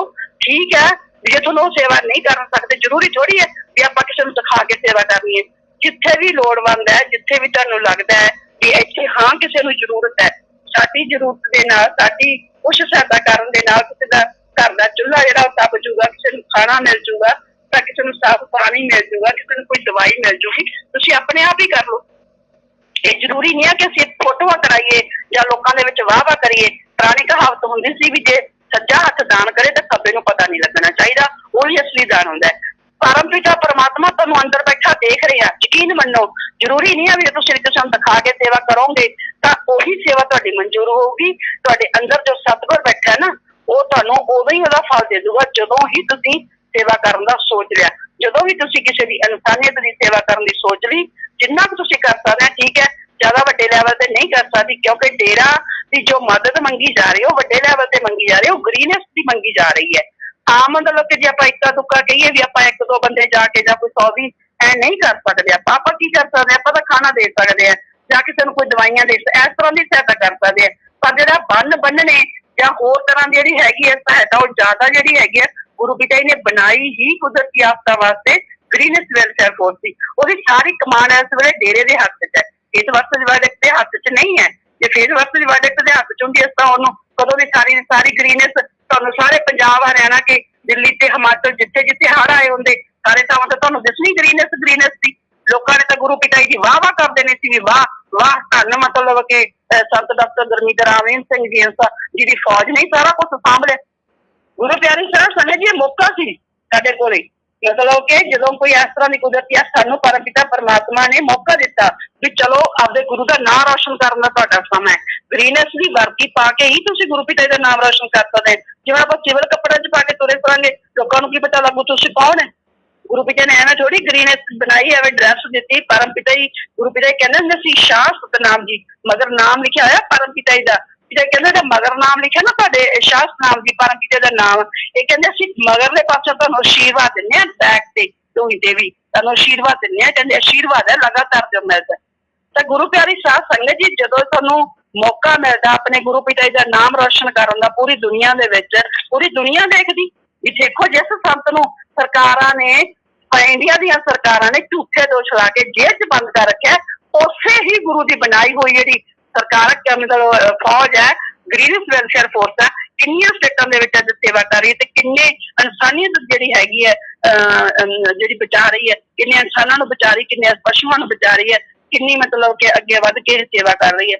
ਤਾਂ ਗੁਰੂ ਪਿਆਰੀ ਸਾਧ ਸੰਗਤ ਜੀ, ਡੇਰਾ ਨਹੀਂ ਚਾਹੁੰਦਾ, ਡੇਰੇ ਦੀ ਮੈਨੇਜਮੈਂਟ ਨਹੀਂ ਚਾਹੁੰਦੀ ਕਿ ਗੁਰੂ ਪਿਤਾ ਜੀ ਦਾ ਨਾਮ ਉੱਚਾ ਹੋਵੇ ਪੂਰੀ ਦੁਨੀਆ ਦੇ ਵਿੱਚ, ਕਿਉਂਕਿ ਉਹਨਾਂ ਨੇ ਤਾਂ ਜਿੰਨਾ ਕੀਤਾ ਗੁਰੂ ਪਿਤਾ ਜੀ ਦਾ ਨਾਂ ਹੀ ਬਦਨਾਮ ਕੀਤਾ ਹੈ। 27 ਸਾਲਾਂ ਦੇ ਵਿੱਚ ਜਿੰਨਾ ਇਹਨਾਂ ਨੇ ਕੋਸ਼ਿਸ਼ ਕੀਤੀ ਹੈ, ਗੁਰੂ ਪਿਤਾ ਜੀ ਨੇ ਇੱਕ ਤਾਂ ਬਾਰ-ਬਾਰ ਮਾਰਨ ਦੀ ਕੋਸ਼ਿਸ਼ ਕੀਤੀ ਹੈ। ਇਹਨਾਂ ਨੂੰ ਇਹ ਸੀ ਵੀ ਗੱਦੀ ਸਾਡੇ ਵੀ ਖਾਲੀ ਹੋ ਜੇ, ਉਹ ਨਹੀਂ ਕਰ ਸਕੇ ਕਿਉਂਕਿ ਕੁੱਲ ਮਾਲਕ ਹੈ। ਤਾਂ ਫਿਰ ਇਹਨਾਂ ਨੇ ਦੂਜਾ ਤਰੀਕਾ ਸਰਕਾਰਾਂ ਨਾਲ ਮਿਲ ਕੇ ਗੁਰੂ ਪਿਤਾ ਜੀ ਨੇ ਪਹਿਲਾਂ ਝੂਠੇ ਦੋਸ਼ ਲਾ ਕੇ ਜੇਲ੍ਹ ਭੇਜਿਆ, ਫਿਰ ਉਹਨਾਂ ਨੂੰ ਪੂਰਾ ਮੀਡੀਆ ਦੇ ਵਿੱਚ ਬਦਨਾਮ ਕੀਤਾ, ਉਸ ਤੋਂ ਬਾਅਦ ਉਹਨਾਂ ਦੀ ਜਗ੍ਹਾ ਤੇ ਨਕਲੀ ਲੈ ਕੇ ਆਏ। ਤਾਂ ਤੁਸੀਂ ਇਹਨਾਂ ਲੋਕਾਂ ਤੋਂ ਉਮੀਦ ਨਾ ਰੱਖੋ ਜਿਹੜੇ ਆਪਦੇ ਗੁਰੂ ਦੇ ਨਹੀਂ ਬਣੇ, ਉਹ ਤੁਹਾਡੇ ਕੀ ਬਣਨਗੇ। ਜਾਂ ਜਿਹੜੀ ਹੋਰ ਦੁਨੀਆ ਇੰਨੀ ਜਿਹੜਾ ਹੈਗਾ ਦੁਖੀ ਹੋ ਰਹੀ ਹੈ ਜਾਂ ਇੰਨੀ ਪਰੇਸ਼ਾਨ ਹੋ ਰਹੀ ਹੈ, ਉਹਨਾਂ ਦਾ ਇਹਨਾਂ ਨੇ ਕੀ ਦੁੱਖ ਬਣਾਉਣਾ।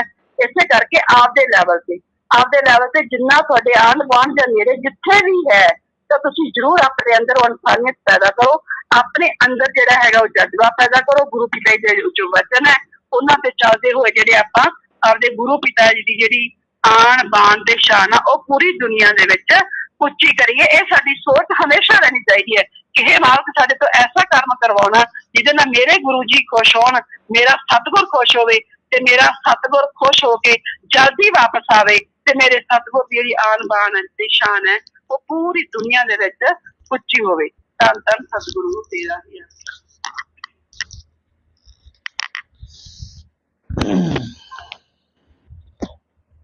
हाँ जी, धन धन सतगुरु तेरा ही आसपा। तो सासंग जी एक जानकारी और थी, हालांकि इतनी पुख्ता नहीं है, मतलब पुख्ता है भी नहीं भी, पर अभी हम अपनी तरफ से उसको पुख्ता नहीं कहते। उसमें यह है कि संभव है अभी जो इनकी यूपी वालों के चेलों की एक रूहानी दीदी है, तो संभव है अभी जल्दी उसका रूहानी इनका जीजा भी आ जाए, रूहानी जीजा। तो ये प्लानिंग चल रही है, अभी संभवतः अभी हनीप्रीत की शादी हो जाए, और ये नौटंकी भी हो सकती है भी वो शादी ना करवाना चाहे और फिर यूपी वाला उसको ज़बरदस्ती शादी करने के लिए जोर लगाए, और फाइनली फिर उसकी शादी एक तरह से हुक्म के अंदर हो जाए। और ये सारा कॉन्सेप्ट इसलिए बनाया जाएगा क्योंकि हालांकि नीड तो हनीप्रीत की होगी, पर बताने वाले ने खबर दी है। अभी हम ये नहीं कहते भी ये कितनी पुख्ता खबर है, लेकिन जिस तरह की हरकतें हैं उसकी सोशल मीडिया पे दिख रही हैं, तो संभव है भी ऐसा हो सकता है। ये आप एक और चीज़ पुख्ता रखें, और ये भी ध्यान रखें भी इस बार जैसे बहन जी ने बताया कि जो माला वो पहनता है, और हो सकता है उस वो माला आपको इस बार सफ़ेद रंग की दिखे और बढ़िया मोतियों वाली माला लगे। जो ये जो बेसिक डिफरेंस है माला वाला, वो डिफरेंस भी शायद ख़त्म हो। और इस बार ये जो फालतू के ट्रैक्टर पर चढ़ने की, उल्टा लटकने की या दौड़ने की, ये नौटंकी शायद इस बार ये नहीं करेगा। जो फालतू के टिप्स देने की नौटंकी है वो नहीं करेगा। और क्योंकि अब आर्टिफिशियल इंटेलिजेंस में बहुत सारी एडवांस चीज़ें और भी आ गई हैं, तो हो सकता है जैसे पिताजी वो सत्संग करते थे पूरा कड़क गर्मी में जोश में, तो वैसा सत्संग क्रिएट किया जा सकता है आर्टिफिशियल इंटेलिजेंस से, तो कोई बड़ी बात नहीं है। अगर आपको नहीं यकीन है तो एक आपने देखा होगा चैट जीपीटी नाम से बड़ा चल रहा है भी, चैट जीपीटी आता है ऐसे ही। अब तो गूगल ने भी अपना निकाल दिया है, माइक्रोसॉफ्ट ने निकाल दिया है, और हर कंपनी अपना अपना आर्टिफिशियल इंटेलिजेंस का ये चीज़ निकाल रही है। तो वो हो सकता है अभी नए रूप में उसका सामने आए, क्योंकि कितनी कॉस्ट है उसकी, मुश्किल से $20 से $25 पर मंथ है। उसके बाद आप उसमें कुछ मर्जी करो वो आपको करके दे देगा। मतलब आप यकीन नहीं मानोगे, हमने अभी एक उसमें करके देखा एक चीज़, हालांकि वो तो फ्री वर्जन में ही किया था। हमने किताब का एक पेज उठाया और उसको स्कैन करके उसमें डाला, और उसको बोला भी इसको हमें 4 अलग अलग तरीक़ों से समझाओ, मतलब अलग अलग तरीक़ों से इसको लिख के दो। तो मुश्किल से आधे मिनट के अंदर उसने किताब को अलग अलग हिस्सों में लिख के दे दिया, और चारों ऐसे हैं भी आपको लगेगा 4 अलग अलग लोगों ने लिखे हैं, और ऐसा लगा जैसे पीछे बैठ के कोई जवाब दे रहा है एक एक चीज़ का, और सेकंडों में जवाब आ रहा है, सेकंड में। तो ये सारी चीज़ आर्टिफिशियल इंटेलिजेंस इतना एडवांस है, जब आपको जब ये इलेक्शन आएगा ना, अभी इलेक्शन, इसमें आपको इसका इस्तेमाल बहुत दिखेगा। नेता कर कुछ और रहा है, हो कुछ और रहा है, उसकी नकली वीडियो आएंगी, किसी नेता की किस तरह की वीडियो आएंगी। इस इलेक्शन में बहुत गंद मचेगा इस आर्टिफिशियल इंटेलिजेंस का, तो वो आपको सामने आ ही जाएगा। तो ये जिनको नहीं मालूम है, जो इंटरनेट वगैरह नहीं चलाते, उनको बता दें भी ऐसे आर्टिफिशियल इंटेलिजेंस का मतलब ये होता है भी कंप्यूटर का दिमाग आदमी के दिमाग से मैच कर दिया। मतलब हम कहें भी 100 लोगों का दिमाग है, उन्होंने जितना दिमाग का अपनी जितनी जानकारी दिमाग के कंप्यूटर में डाली है, वो सारी जानकारी को इकट्ठा करके वही जानकारी कंप्यूटर आपको दे देगा बना के। अब आपको जैसे कहें भी सुप्रीम कोर्ट का जज है या कोई बड़ा वकील है, वो क्या करता है, किसी केस को जब आपने हल करना होता है, तो इस केस को हल करने के लिए वो सैकड़ों किताबें पढ़ता है। उसमें से अलग अलग कोई 1985 का केस निकालेगा, कोई 1992 का निकालेगा। मतलब वो देखता है भी इस धारा के तहत कौन कौन से केस इंपॉर्टेंट हैं, और इस काम के लिए उसको मतलब काफ़ी टाइम लगता है, और इस चीज़ की वो लाखों रुपए फीस भी लेते हैं। तो यही काम जो चैट जीपीटी जैसा सॉफ्टवेयर है, इसको लिख के दे दो बस इस तरह के केस चाहिए, वो आपको 1980 से लेके 2023 के केस इकट्ठे अपने आप ही निकाल के उन सारी किताबों में से दे देगा, और मुश्किल से 1 मिनट भी नहीं लगेगा। जो काम वकीलों को महीनों में करना होता था, वो 1 मिनट में होने लग गया है वो काम।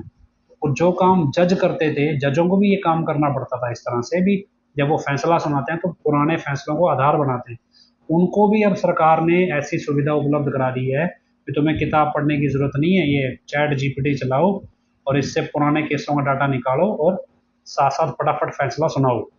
तो सोचो इतनी एडवांस चीज़ें हैं जो मतलब 50 साल आदमी ने क्या क्या किया है दुनिया में, उन सबको इकट्ठा करके आपके सामने रख देगा। तो किसी की भी नकल करा सकते हो, किसी की भी आवाज़ निकाल सकते हो, किसी का भी चेहरा बना सकते हो, कुछ भी कर सकते हो उससे, मतलब इतना एडवांस है। और बड़े से बड़े जितने बड़े बिजनेसमैन हैं सब ये बात बोल रहे हैं भी ये जो आर्टिफिशियल इंटेलिजेंस है मानव जाति के लिए बहुत बड़ा खतरा है। कैसे है, मान लो आपकी किसी से लड़ाई हुई, और लड़ाई हुई या नहीं हुई, और वो जाके पुलिस में आपका आर्टिफिशियल इंटेलिजेंस से एक वीडियो बनाए और उस वीडियो में आपकी और उसकी लड़ाई दिखाए और उस लड़ाई को पुलिस में दे दे और पुलिस आपके खिलाफ पुख्ता सबूत बना के मामला दर्ज कर ले, क्योंकि पुलिस के पास अभी टेक्नोलॉजी नहीं है जो ये पता लगा सके भी ये वीडियो असली।